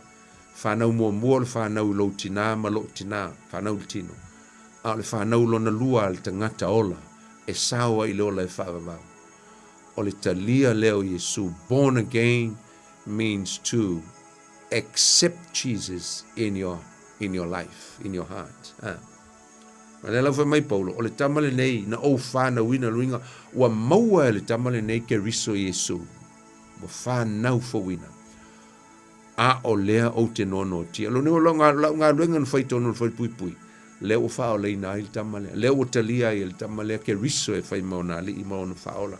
I appeal to you for my son Onesimus, who became my son while I was in chains. A o lea o te Filifili pe atu le fa Samoa le fa palangi a le loka o Filifili ai faila unga luenga ua fa na wai le tamalea mai Paulo o te ai o iatu oi I appeal, I beg you a ngani lea Paulo ngani atu le loto o le tangata ini ma whaon te tala mai release mai le loto wha mangalo te tala mai lo loto e toi talia ele tangata ua leanga wami o leanga ia toe hei po sumal tasi ngai wha mai sa lea o ngā o ia toe a o le nei e au ngā tele ia toe mau he was useless to you luinga nganga leanga ia toe na nga sala ia toe na whaia lea miu se ia toe wa veo yos tangata wa lea o ngā ia toe a o le taimile nei ina ua faa o le ina ma faa nau fawina lea nganga o le tamalea wa le ngata e au ngā o ia tau a ua o ngā fo ia toe a ua sili ai lea o ngā i le tua amen o le winga lea o le ingoa o le tangata nei o ni semo o le winga o le ingoa o le upu nei o ni semo o le useful o le au ngā profitable ringa ua manui ai le Samoa useful wa ngā a lesi ono winga o le profitable ringa ua ngā ua fai ma manuia ua fai o ia ma faa manu yanga a le ta ua le tusile na ufai tawina le mtau pule mai ua fai mai o ia o le faa manu yanga mo au so o le fa matala mai i le winga o le ingo o ni semo le winga o le mea ua tupu ia te ia malona o langa mai Paulo formerly he was useless to you but now he has become useful both to you and to me o le ingo o ni semo se ingo ta tele tu tonu o iuteia aisa o le ingo ta vini o le ingo polonga o le ingoa tautua, o le ingoa ngalue, o le ingoa au-auna, o le ingoa fai ma whaamnianga mo le matai. Sa lea o ngā la o ni se mai Paulo, sa lea o ngā ia joe. A le taimil nei, ua matua ia o ngā la wale taimil tamalea. I lea tua, whapena oe, whapena fo iau. Te olol mana ia ia o se me tatu te o ina mai i le ata o le tamangi o ni se mo. O le ata o le o langa polonga. E whaali mai le ata o le o langa polonga sa tatu iai lo langi. I le anga sala. Sa le isa o ngā o tatu o langa o tatu wola i le leanga i lo langi. Polonga. Faitu ina naunga o le lo langi. Sa le o ngā o tatu o langa mo le atua. Peia o le mele sa iei o ni se mo. I o ia Filemoni. He was, for my Paulo, he was useless to you. Le ala le mele wo iai. E tau me e tatou. O le taimi e maua i e le tangata ke riso Yesu. I lona o langa. Ta lia e fai mali i mawhaola i lauso e fua. O le taimi i lava le nā. Ua avea ai oe ma o se tangata e matua i au ngā tele mo le atua malone finangalo. Ua au ngā foi oe, mo sili lo au ngā foi, mo isi tangata uma. Au ngā i o, au ngā i, au ngā i ile, au ngā i le ainga, au ngā i mea uma. E te au ngā i lo for whaingalo ngā i se awa sui lo o langa. You're not the same anymore. You're a transformed person. Wow, ngā. Au ngā e pe o le tamale pe o upo le apostolo Paulo. Hokal mana ia. Peila o ni semo. Ia na.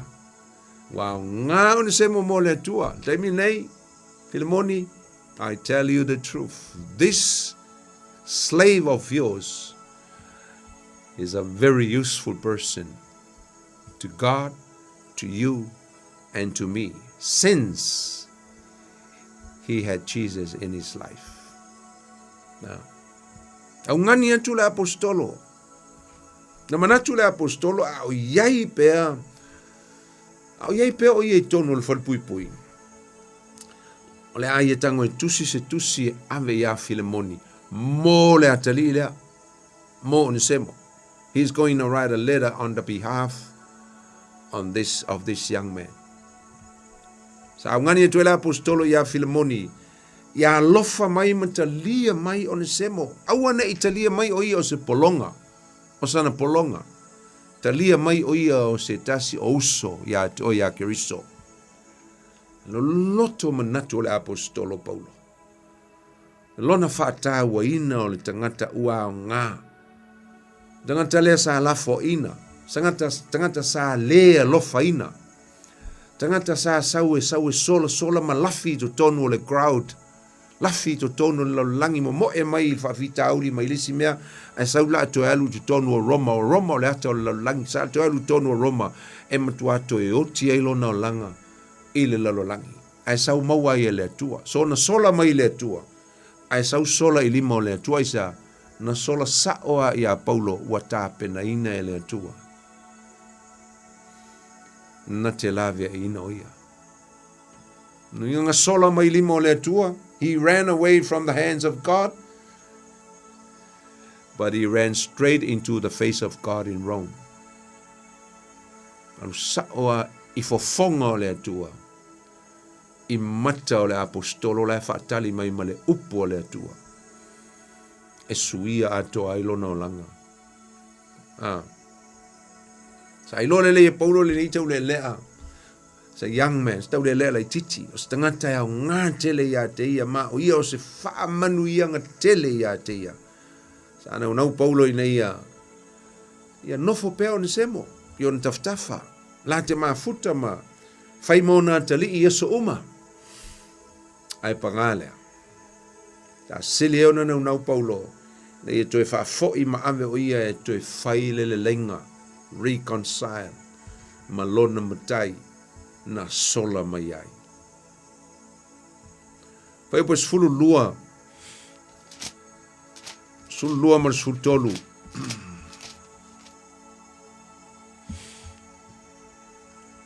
Ma sfulu wha. Ang whai tau ina whapea. O te whaafo i atu i a te ia. Ia e talia mai o ia. O lo u lava tino o ia. Na o loto ina ia taofi pe i a te ia ma tino nofo maa. Ina ia whai mo usui.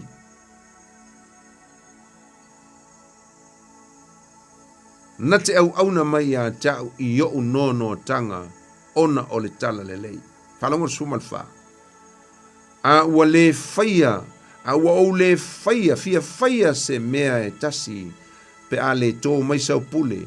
Ina nei pei o se mea ua whaatau ana wina lo wanga le mai a ia whaia male loto. I am sending him back. He is my very heart. Upuela apostolo Paulo. I'm sending him back to you. Mai Paulo. I would rather keep him with me so that he could take your place in helping me while I am in change. In chain. Au le lau te vatu ia toe. Tō mai lau pule talia mai le aso loto. Sa whai atu Paulo ia Filemoni le tusi o Onesimo lea. Sa alu ese mai a toe o se tangata leanga. Io se tangata ngoi pe atu ai sisi whapunga. Sa alu ese mai o ia mai a toe o se tangata lea o ngā. O lea ua maua ia Keriso ilona o langa. He's a born again person o le melea wa o mautino ai o ia o se tangata suia malelelei. Ma o ia o se polonga ua salamo ma le loto wha maoni. Sa alu ese mai o ia na o sina teimi po Filemoni. A o leo le ato e fo i atu lua te mafuta whatasi. Ma oe ma whaia le ngā luenga le atua i aso uma lua te ola whatasi ai. O le mea lea, Filemoni ia e alofa mai. Talia mai le atali. E au ngā tele ia te oe. E whape fo ia unei. Male ngā luenga le tua i Kolose. Receive him back, not as a slave, but as a brother in Christ.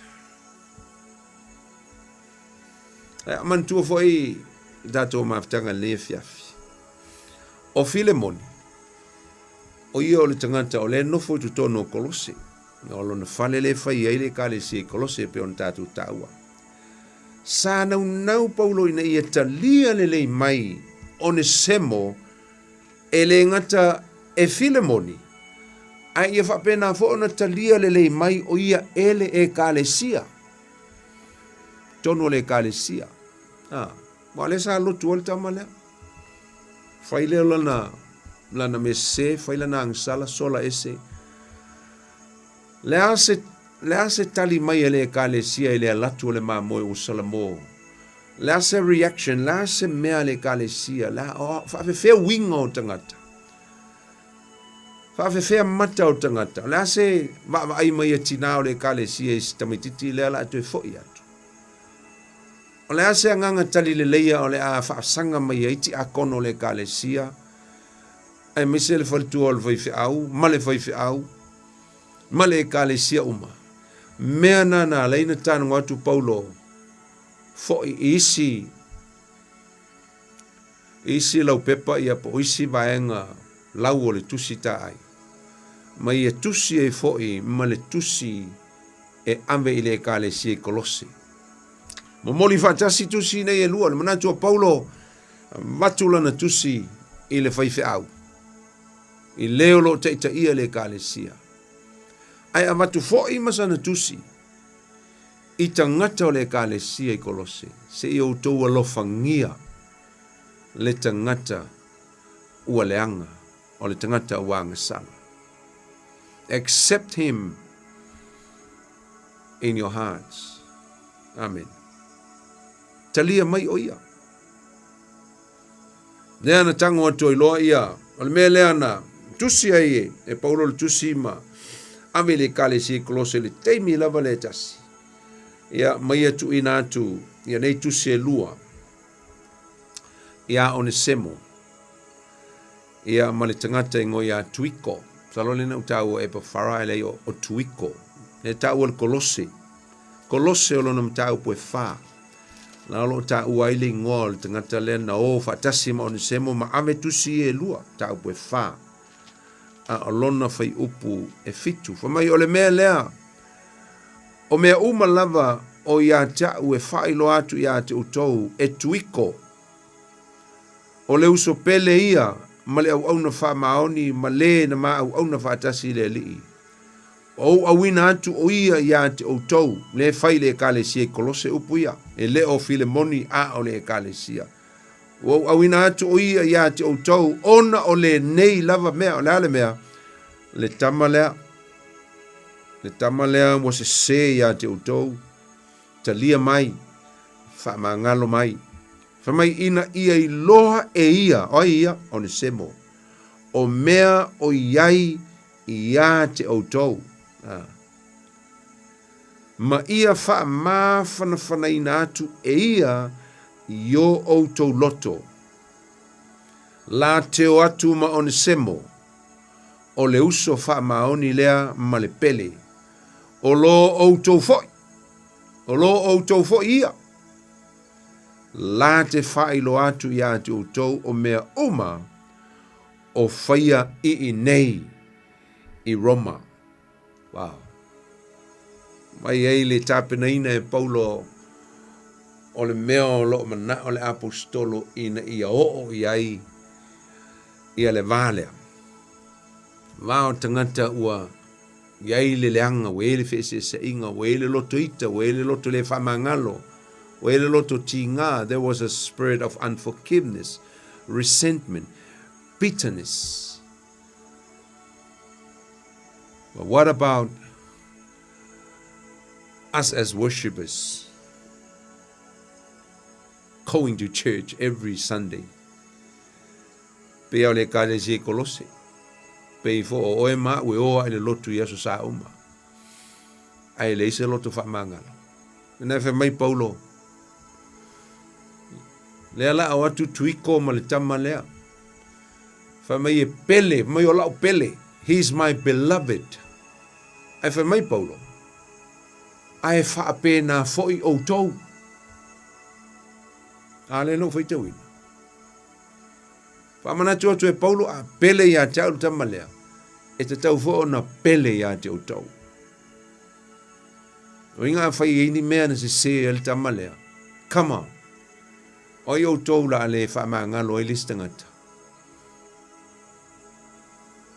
Mal tato maun tato a mata mea ya. Awa a fai tau te le fa mangalo ina tu e le fa mangalo ina fo yo tau. E lo utama o le langi.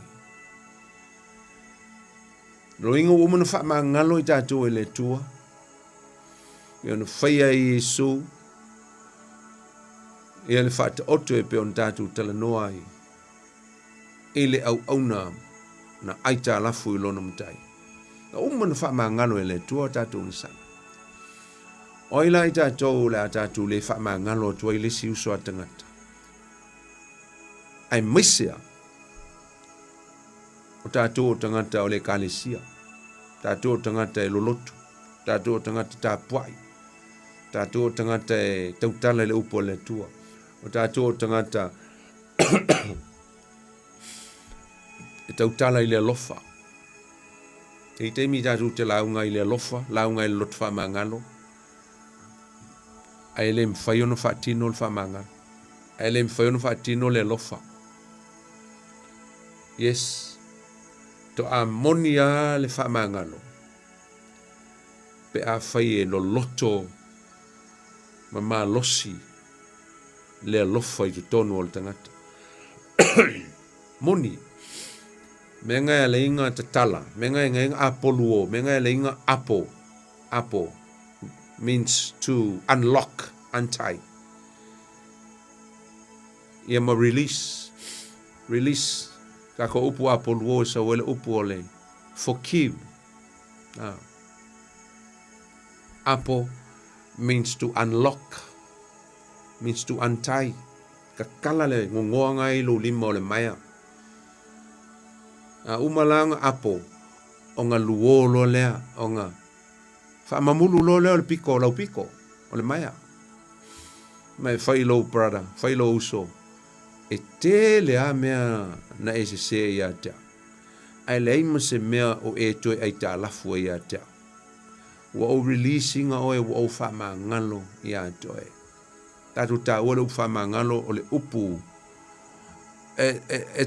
It's a jail's term. O le upu wha pui pui. O upu kongo wha pui pui o lea. Wha ngalo. No inga o le ala e whaiala ngaluenga. E tu o tuailo uso e aru. No inga wai au mai ele ki o le whale pui pui ka kala le mea sa loka i lo atali o i lo uso ne sa ino mai ita iai tatala ngau tatala ngau apo o nga umang tatala ia ngai koe sau foi le ia le fai koko kele o le keito o le fai pui koe kakala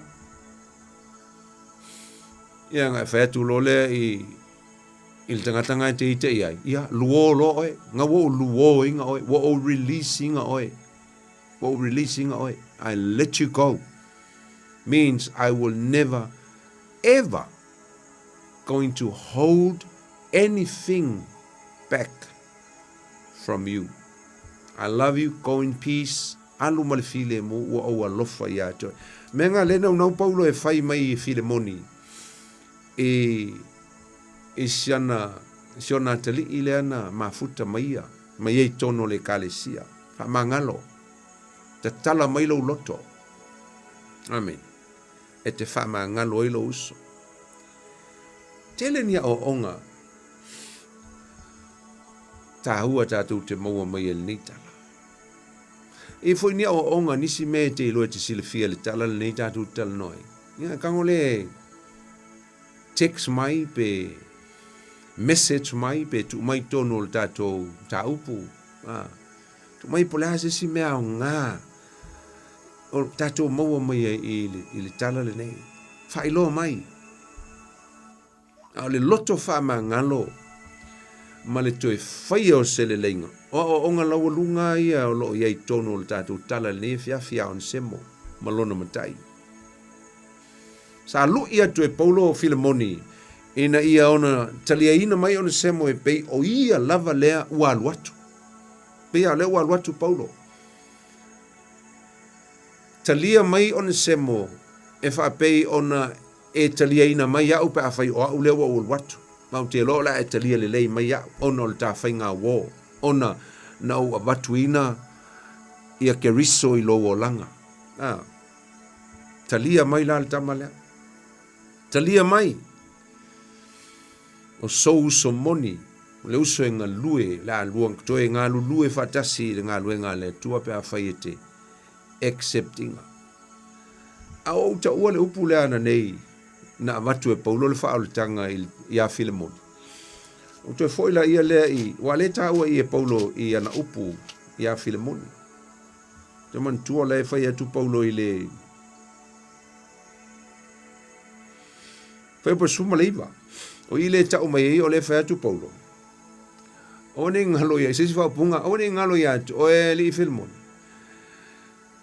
You owe me your life. You owe me so much.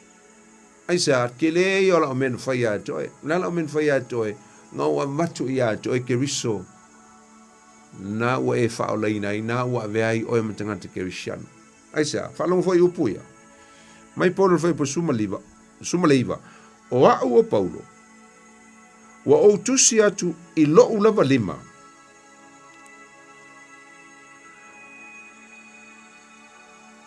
o te tau ia tu lava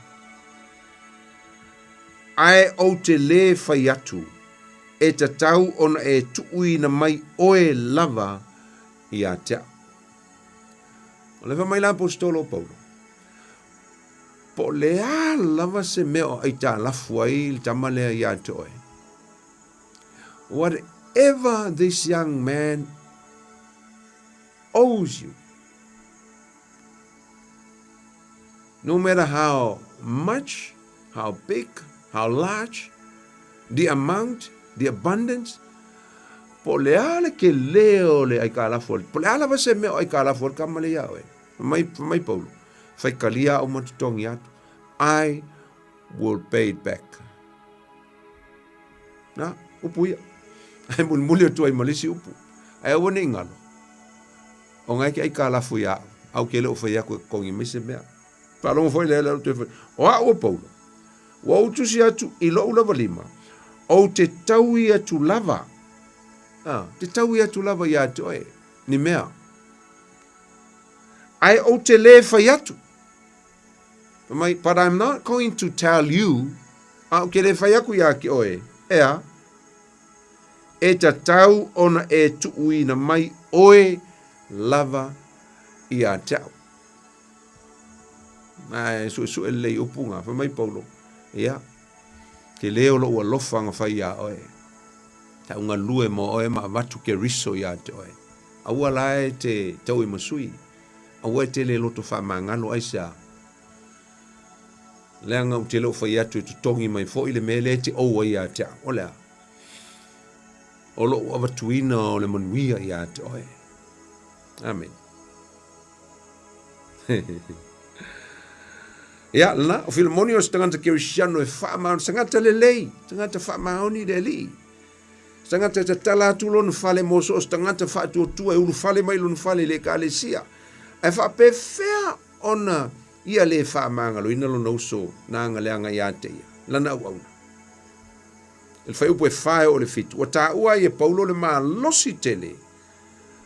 O le o langa o le tangatangi o Filemonio le o whai tauina. Whamai o te whaftai lo o tua ono o lo lo ta ua oe le au no I au te talo ina ua u whaalongo I lo wa lofa ma le whaatua tua lo I a te oe le li o Yesu a toa ma le au pa ia uma ina ia ngā lue lava lo mafuta whaatasi le whaatua tua sawa e lalo le whaupu e fitu ngai komenda koe ngai whai loa atu e Paulo le matau tia o le maa losi ma le matua o whaale nganga o le tangatangi o ni semo ai paual mea ngai whaale kongo e langa matua whaale nganga malona matua I le kalesia o le le whaamanga loa stamalenga ngofo ia ia. Amen.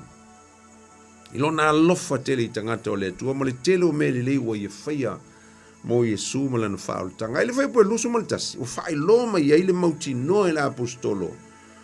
O le itu a inga Kirisiano, ma le matua o lo iai Filemoni.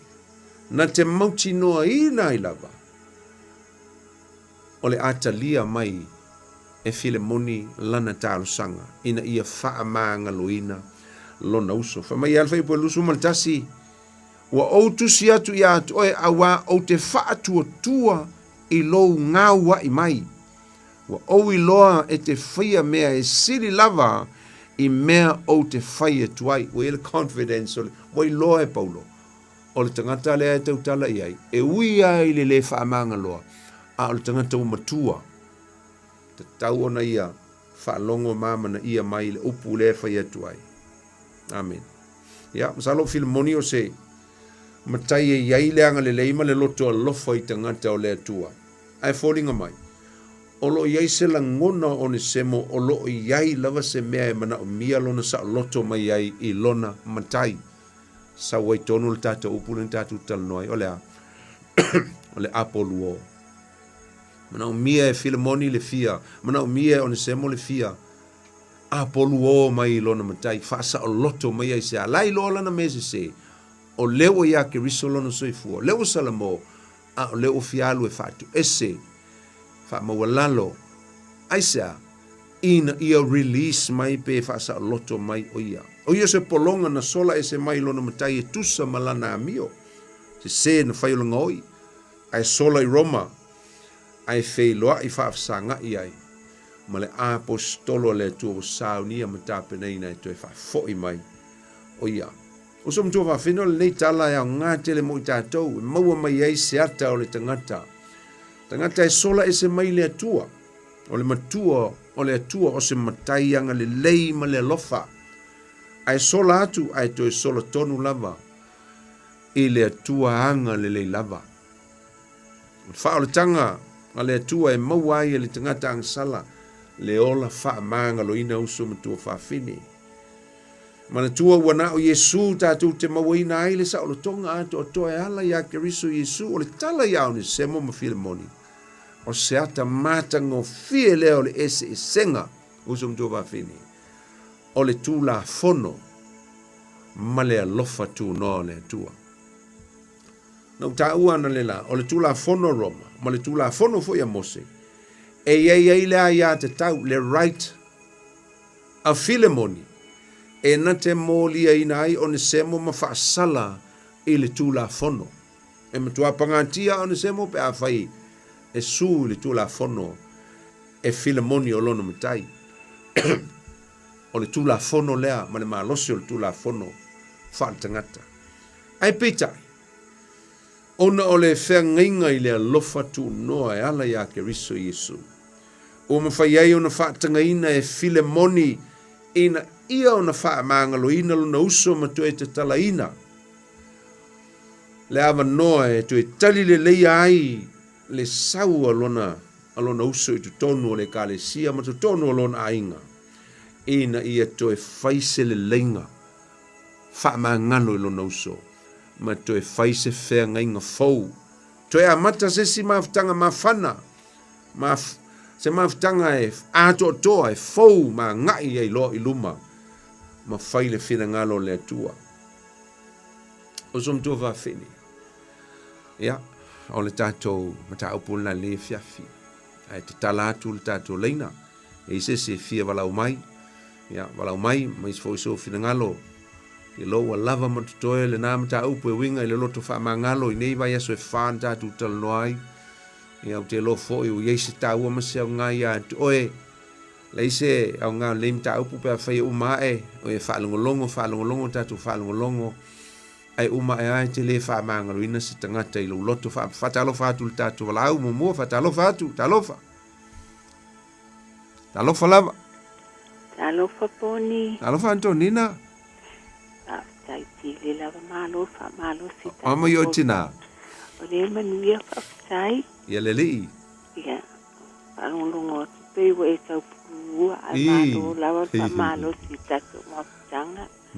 Sai foi mon sa mana yen ni tula le api. Ia le lii. Ia vilia tua lango lo po kalame. Ai. Tai lava. Tai tili lava mo mata upulena sa fo ni tula ia o aso. o mawai atu na wai asu e se ta ua mo ta uia sia uia. Ia le li. E mole atu e le nganga whaafitai. Ia manu e te le lava la unga venga nei a fiafi wha te fui leo tu mai le poe. Alo whaatu poni mania lava te fiafi. Aftai atu el tina, aftai lango mai Antonina, alofa tele atu familiele tu ia tu ai mala inga. Ia, whaasoi fua. Asoi fua. Ia, na amno le tatu leina pe fie wala mai. E le fiafi. Ia, fa manatu tu lava ia tu le fiafi usum tu fa fine wa uma no to tongina Yesu. Ia le tatu ai talafu. Uma. Fa pe fo ona no watu Paulo na te tongina uma se ai talafu. Alona tali o ti on semo. Ia Filemoni. E fa pe na le anga le leo le tua. Na ia to tongi na umai le tatu ai talafu. E ala ia tatu ng sala ma tatu a mionga na tatu faya. Uma na wha ngalo Yesu i tātou. Tongi Yesu le tongi sala i lungo le sa tauro. Wa ia wha ngalo i nai i tātou i tātou ng sala. Usum tu wha whine. O la alme tātou te whaia. Tātou wha ngalo isi tangata. Isi uso a tangata. Tono lo ainga. Tono le kalesia. Tono le mena te wha ngalo e ngai. Release. Wha mulu le loto wha ngalo. E ni le sona tāua o mo tātou maua mai le tātou. Tāu pule nei e fiafi. O le whamangalonga. Ia po le whamangalo atu. Usum tu whawhine. O se mea tāua tele lea masili. Sili o na malosi. It's a very strong and powerful tool. E whamalo i nai. Le wā o uso matua whawhine. Ma mafutanga. O meni o lotu whamangalo, ma le whamangalo atu. E mawai le whamalo longa. E hio lai mafutanga. Mai tusa lava po le ale te leo le aitalafu, po le ase mea. O nofo aitalafu ai, pe loto tinga ai, pe loto le whamangalo ai. Le lo uso i atoe. Te lo uso mtu whawhine. O le loto whamangalo e mawhai ai. Ona toi so o mawhaia se mafutanga le lei malouso. Toi mauai le lenga. Amen. O le toi whaia foi o se wha le lenga. O se mea e tāua tele i tu tonu o mene o ainga o mafutanga. Toi whai se le lenga. Luinga a whai tātu te tala noa i le lenga. O luinga sa iai se leanga. E mana o mia le lenga ona sa iai le mea na tupu. Sa iai le fe ese a inga. E ma fuon tatu tala noa i le whai o se le lenga. Ona sa iai le maseinga. E pea fo o tātou ma le atua. Sa iai le maseinga i le wā o tātou ma le atua. Ona ua tātou ang sala. I le ang sala lulo i tangata. Ale ale upu a Paulo i le kalesia Roma i le mta upu e 5, whai upu a mua whamaia. Ta ua mi o tonuina i tātou. E le wha tua e ala i a Keriso Yesu. O i e foi ua o tātou mauai le lenga. Male tama. Ono o Yesu Keriso o tātou mauai le lenga. O ina whaia le lenga o tātou male atua le tama. O le taulanga tongi ola na whaia Keriso Yesu i lunga le sa tauro. O tātou mauai le lenga ma le atua. E taua tele le mea neo le lenga. Taua tele le lenga. E ei le mea na ngalo ia taua o latu e whamanatu mai e si lua. O le taua o le upu lea e leni in tātou taua o le apo. O le apo luo. O le amtanga o le upu o le apo. A o le root lava le tasi. E mafua mai ai le upu le a Britania o le apology po le apologize. Apologize ringa o le fatu esi. Amen.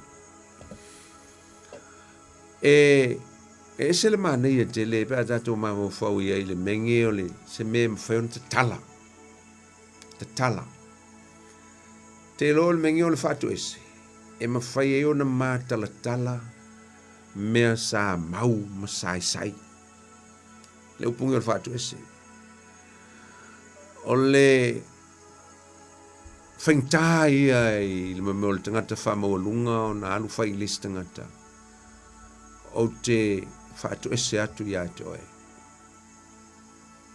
I am sorry. Whaingtā ia upunga i tolu. Very hard phrase to say. Especially when we have pride in our hearts. I am sorry. Whaingā ia le tangata Samoa.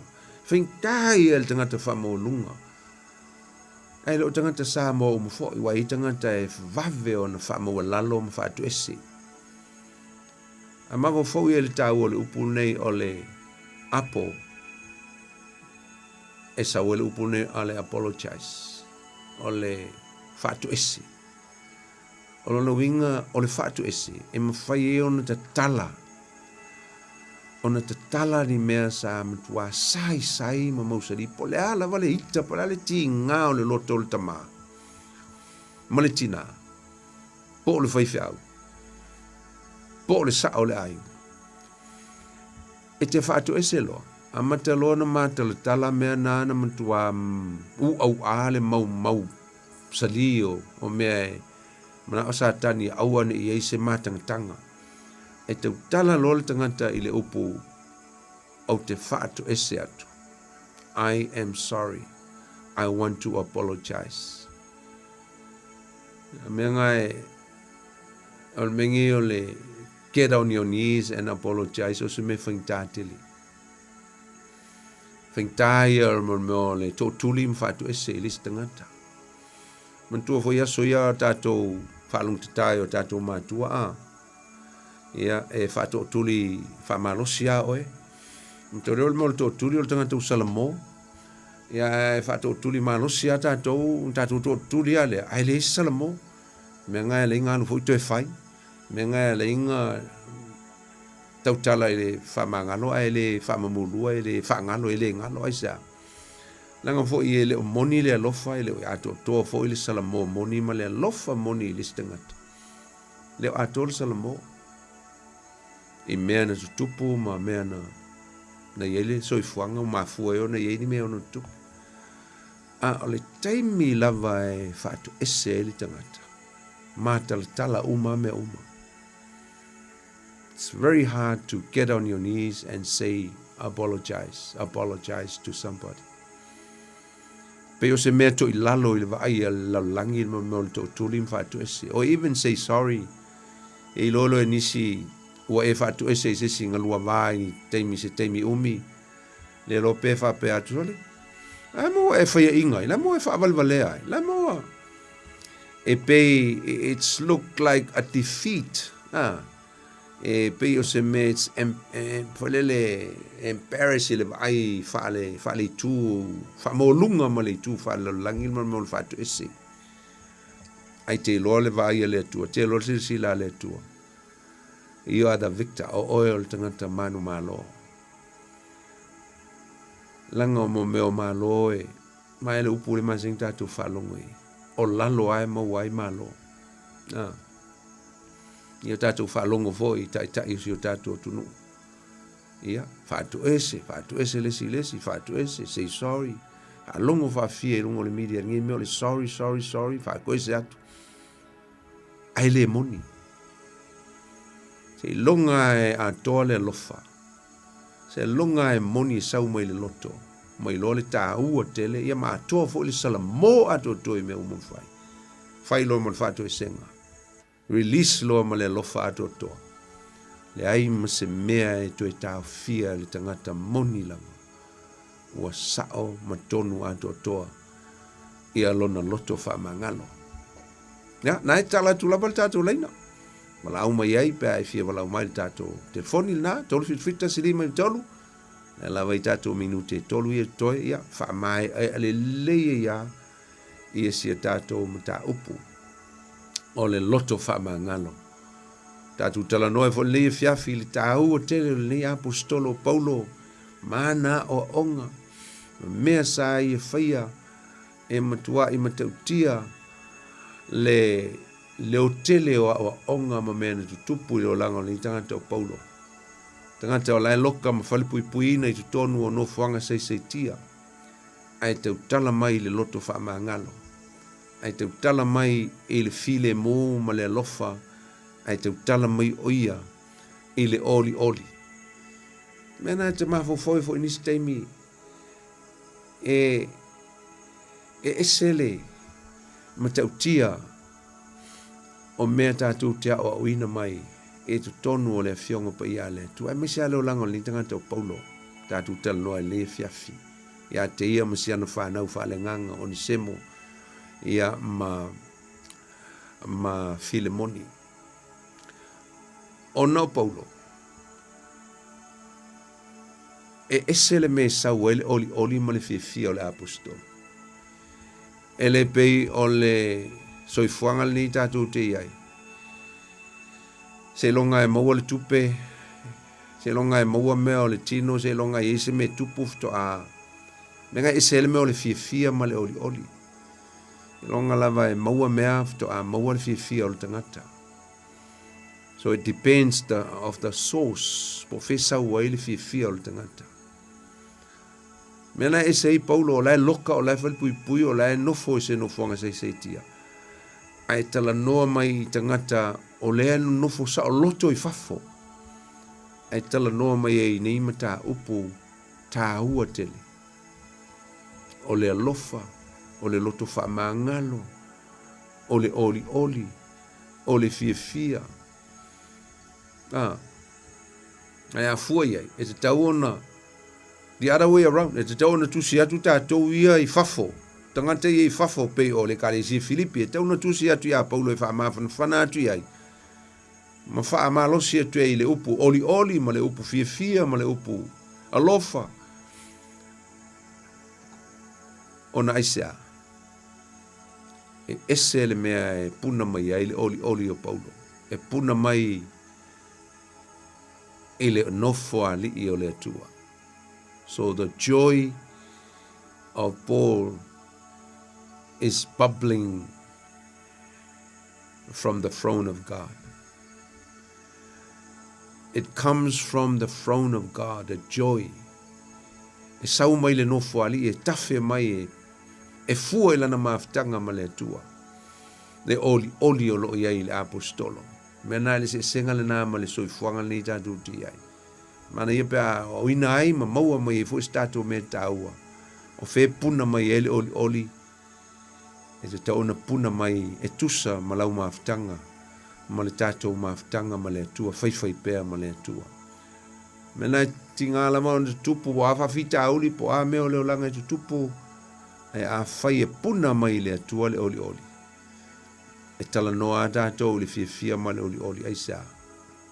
Tātou te masani ma meti ngā ona o le atua. O lo o mafua mai ai e o le tātou oli ma le fia. Ia, vi ia le atua le fiafi. Uma fo le tātou teimi. O le a fai wina tātou mta upu le fiafi se talo. Mātou vi ia oelo mātou tua. Mātou whaaftei atu ia te oeo no le fiafi. Ina ua whai wina le mātou mta upu. E lau whatasi mai, ma lau wanga le mai. Māftei no i mātou ni nei pō. Au mātou tala noa ma. O ina lau mta, lau tuspa i ala le mātou mta upu. Leu whai wina le fiafi le manuia. Mātou wala watu tama. Se i alofa anga le whaamnuia i au tangata. E tusa o le mātou mta upu le loto whaamangalo. Ma le whaia o le leinga. E pe ona e fina ngalo iai. Whaamnuia i au tangata il nei po. Whaamnuia si o mātou atunu pelo Samoa. Whaamnuia il nei fiafi e meise fo i oe o ngā lulue. Mātou maua se a fiafi manuia. Maua se vai aso manuia.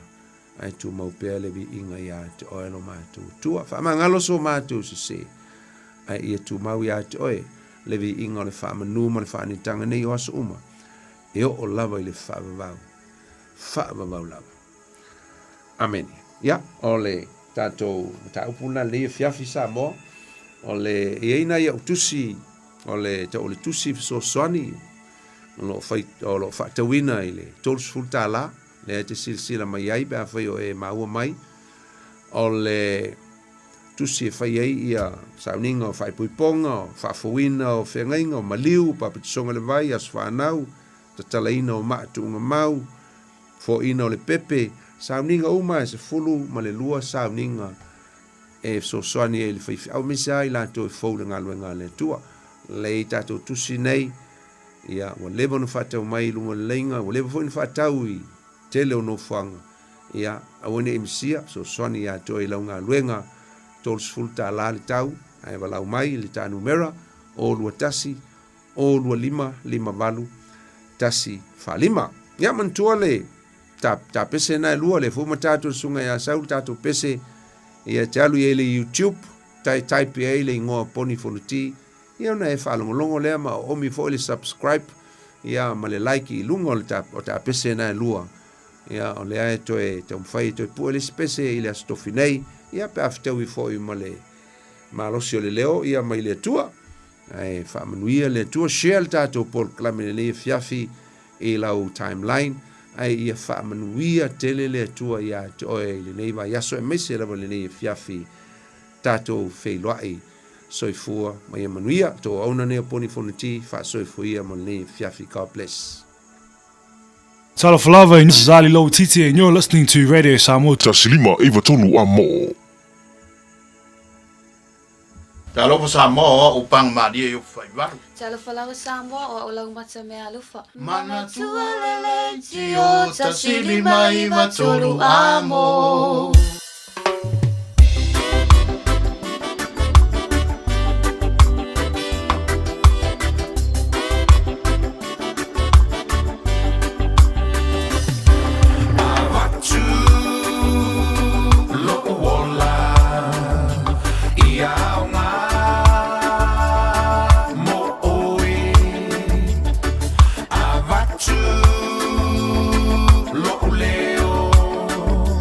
Via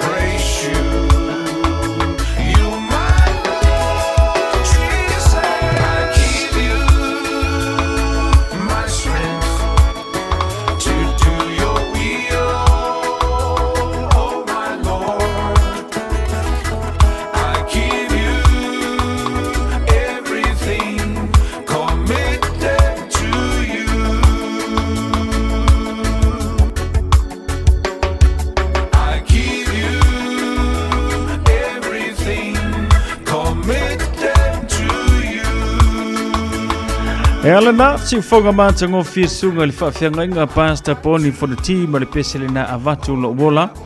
Ia o ngā mo oi. Ina wa luas furu mare lua minuto na tāna o le tula se fulu o le tawalunga ile na.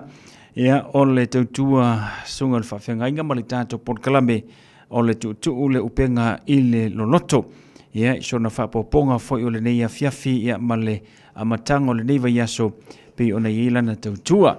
O la whaina tu foi mai le tātou Port Kalambe le nama le tautua sunga le whawhianga inga ile aso ngafua o le vaiaso a saupe a tātou au lia tuai. Ia isola ma se malosi mai le tua. Ia, whaftai fwoi mōna ia tātou wō, mana ia tātou paanga, o whaiona mafuta mai le nei a whiawhi lunga le tātou YouTube channel, pe ona whailo atu. Ia, ilo whaiona ona tu le tātou Facebook, le nei a whiawhi ona nisio vaenga, tau ona whaleia. Ia, tai aola atu e fwoi elana tautua, mana unanga i le vaenga pe ona masani ai. Te o wholo whatuai le tātou Port Kalambe, ma le tātou tautua, ia ina ia tātou wō, mana i paanga le mafuta mai lunga le tātou YouTube channel. Ia, manolo unsai, mai se whaftai fwoi ala tau pe ona whafonga mai le tātou Port Kalambe, e whaftai a Mosa, Sina Leo, malo whaftai le whatasi mai le ngata fwoi lea Amelia Mikaele, malo alofa tele mo o tau, whaftai le whatasi mai i le nei fwoi a whiawhi.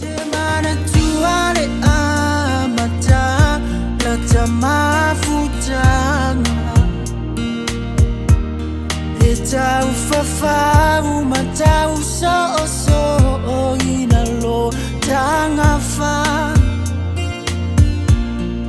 Au le whesiri po o le a e lo na mafua anga Wana o lo lo tau te momo i ai i lo uto whanga So o tanga tau whawharu Sunga o tau langa E ai se whaarua ina Oi sunga o la utau shala A ole nei wala fotuina I upu matala Wafai oi mafala vela vesunga ilo uolanga Iu ile atua tusunga ila ufai Italia Masalo waya isetasi sun Ufa atasia Atono le o ale ma fuanga wa Italia O me ana e pala o lo o la temo o mia Le so o tanga tau faufaru Sunga o tau langa I say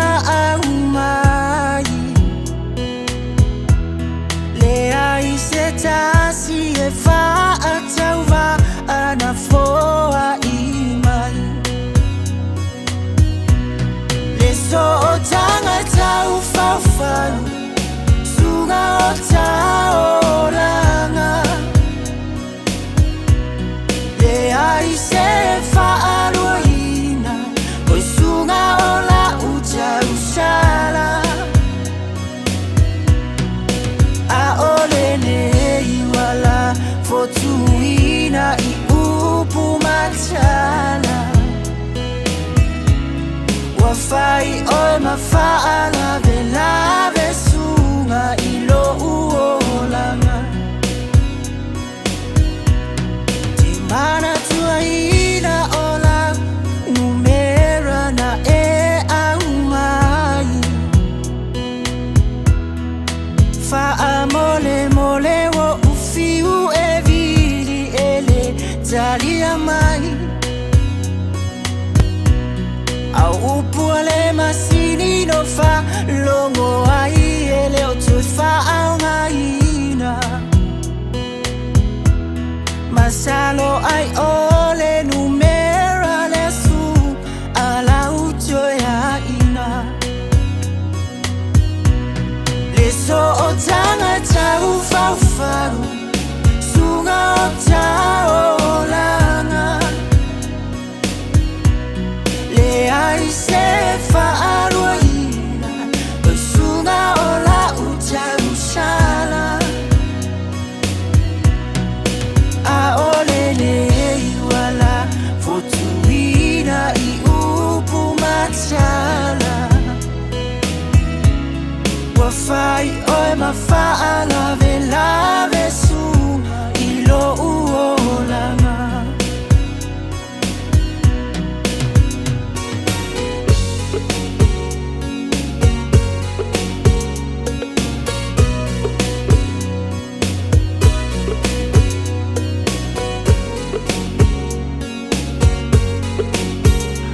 Nai whawhiwhianga Sophie Floyd mo tātou le nei whawanga la whiawhi ina wata se fulu marima minute le tuto na tā leo le itu la se fulu tān se fulu ea ona whamatafi fo i leo le tātou porkalame ma le tātou tautua i le nei whawanga la whiawhi ofalo whantu le tātou porkalame e la tōlo whianga i mga luenga le nei po mākou le sifi po ioi e ngā rurue o kou le au ia ngā rurue mākou le po le angot whainga ngā roi fuanga ma le o langa ngi o le nei atunu ioi Ya kau puanga maka ko ye fenga luenga le po ana se te mele nei po te mana vai fulu por se fulu lua ia po le lua ya va veli fale pe atale fitu tai au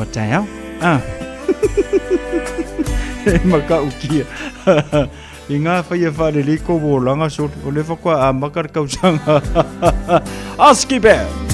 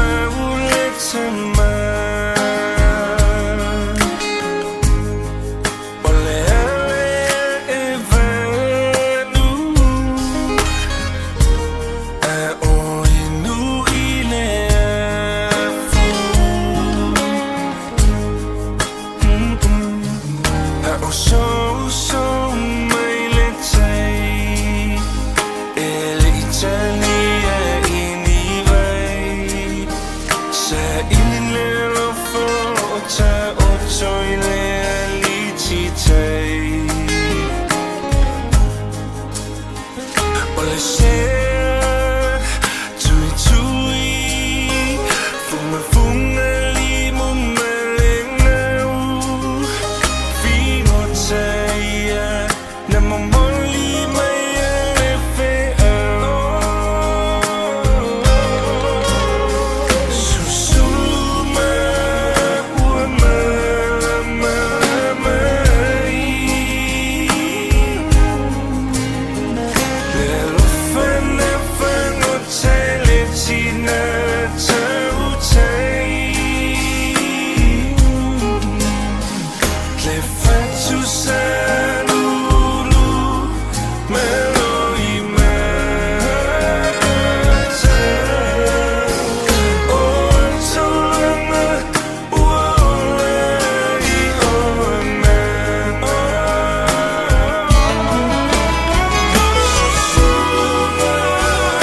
ona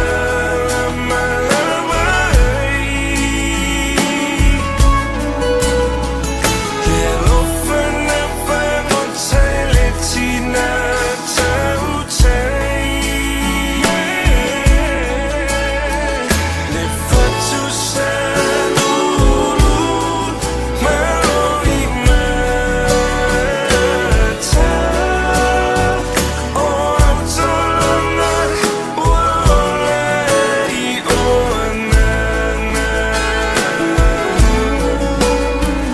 le fatu sanulu meloi mata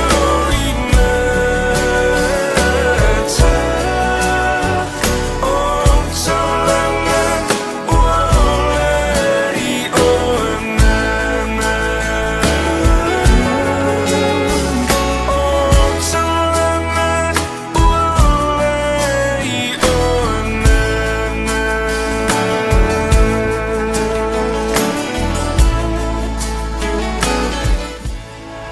Ya la na si fonga matango fie le nao leo fai pese ale oski ya manisi nga o pese nga matango fie. Ya ile ne ya fia fie fa penaona tabulunga tu ile tanto por kalame. Ya e se fe au taua ma se fe au nga le ngata foi leo se fa manatu le sili. Ya ona fai nga tao na fa ngalo ya te tatu. Amisia tato ia na malanga mai Samoa ma toi.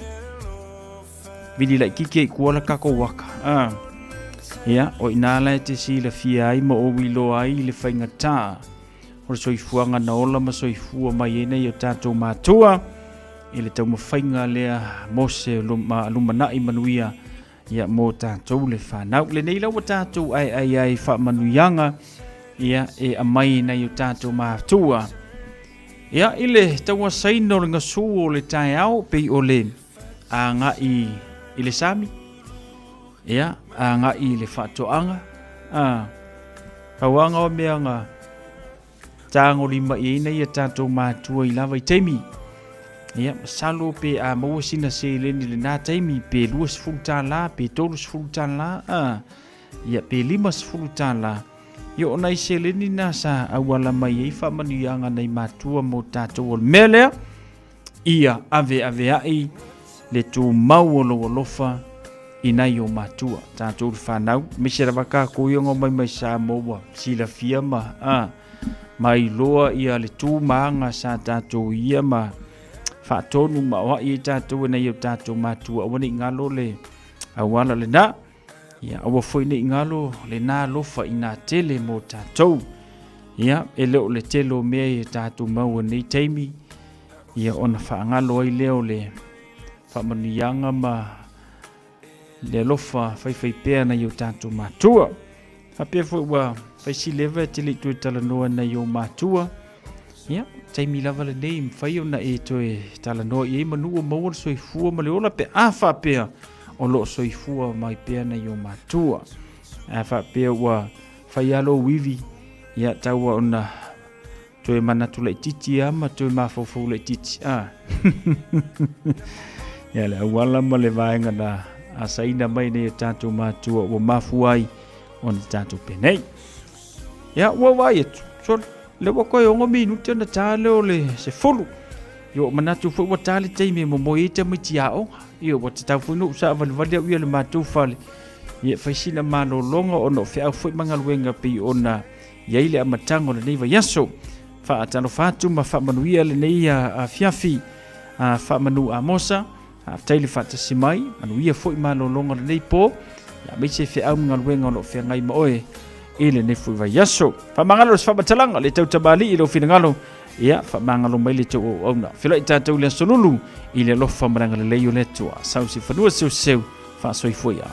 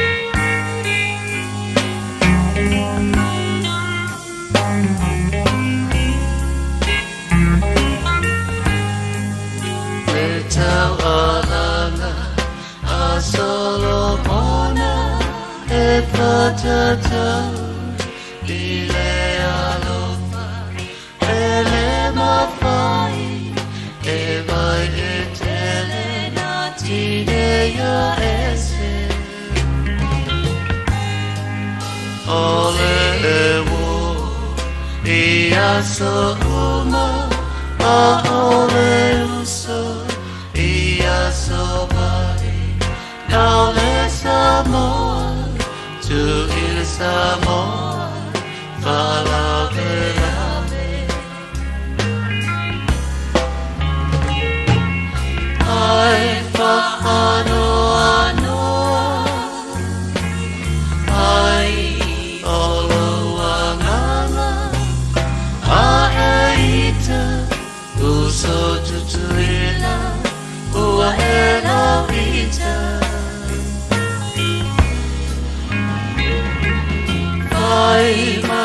Samoa, easy for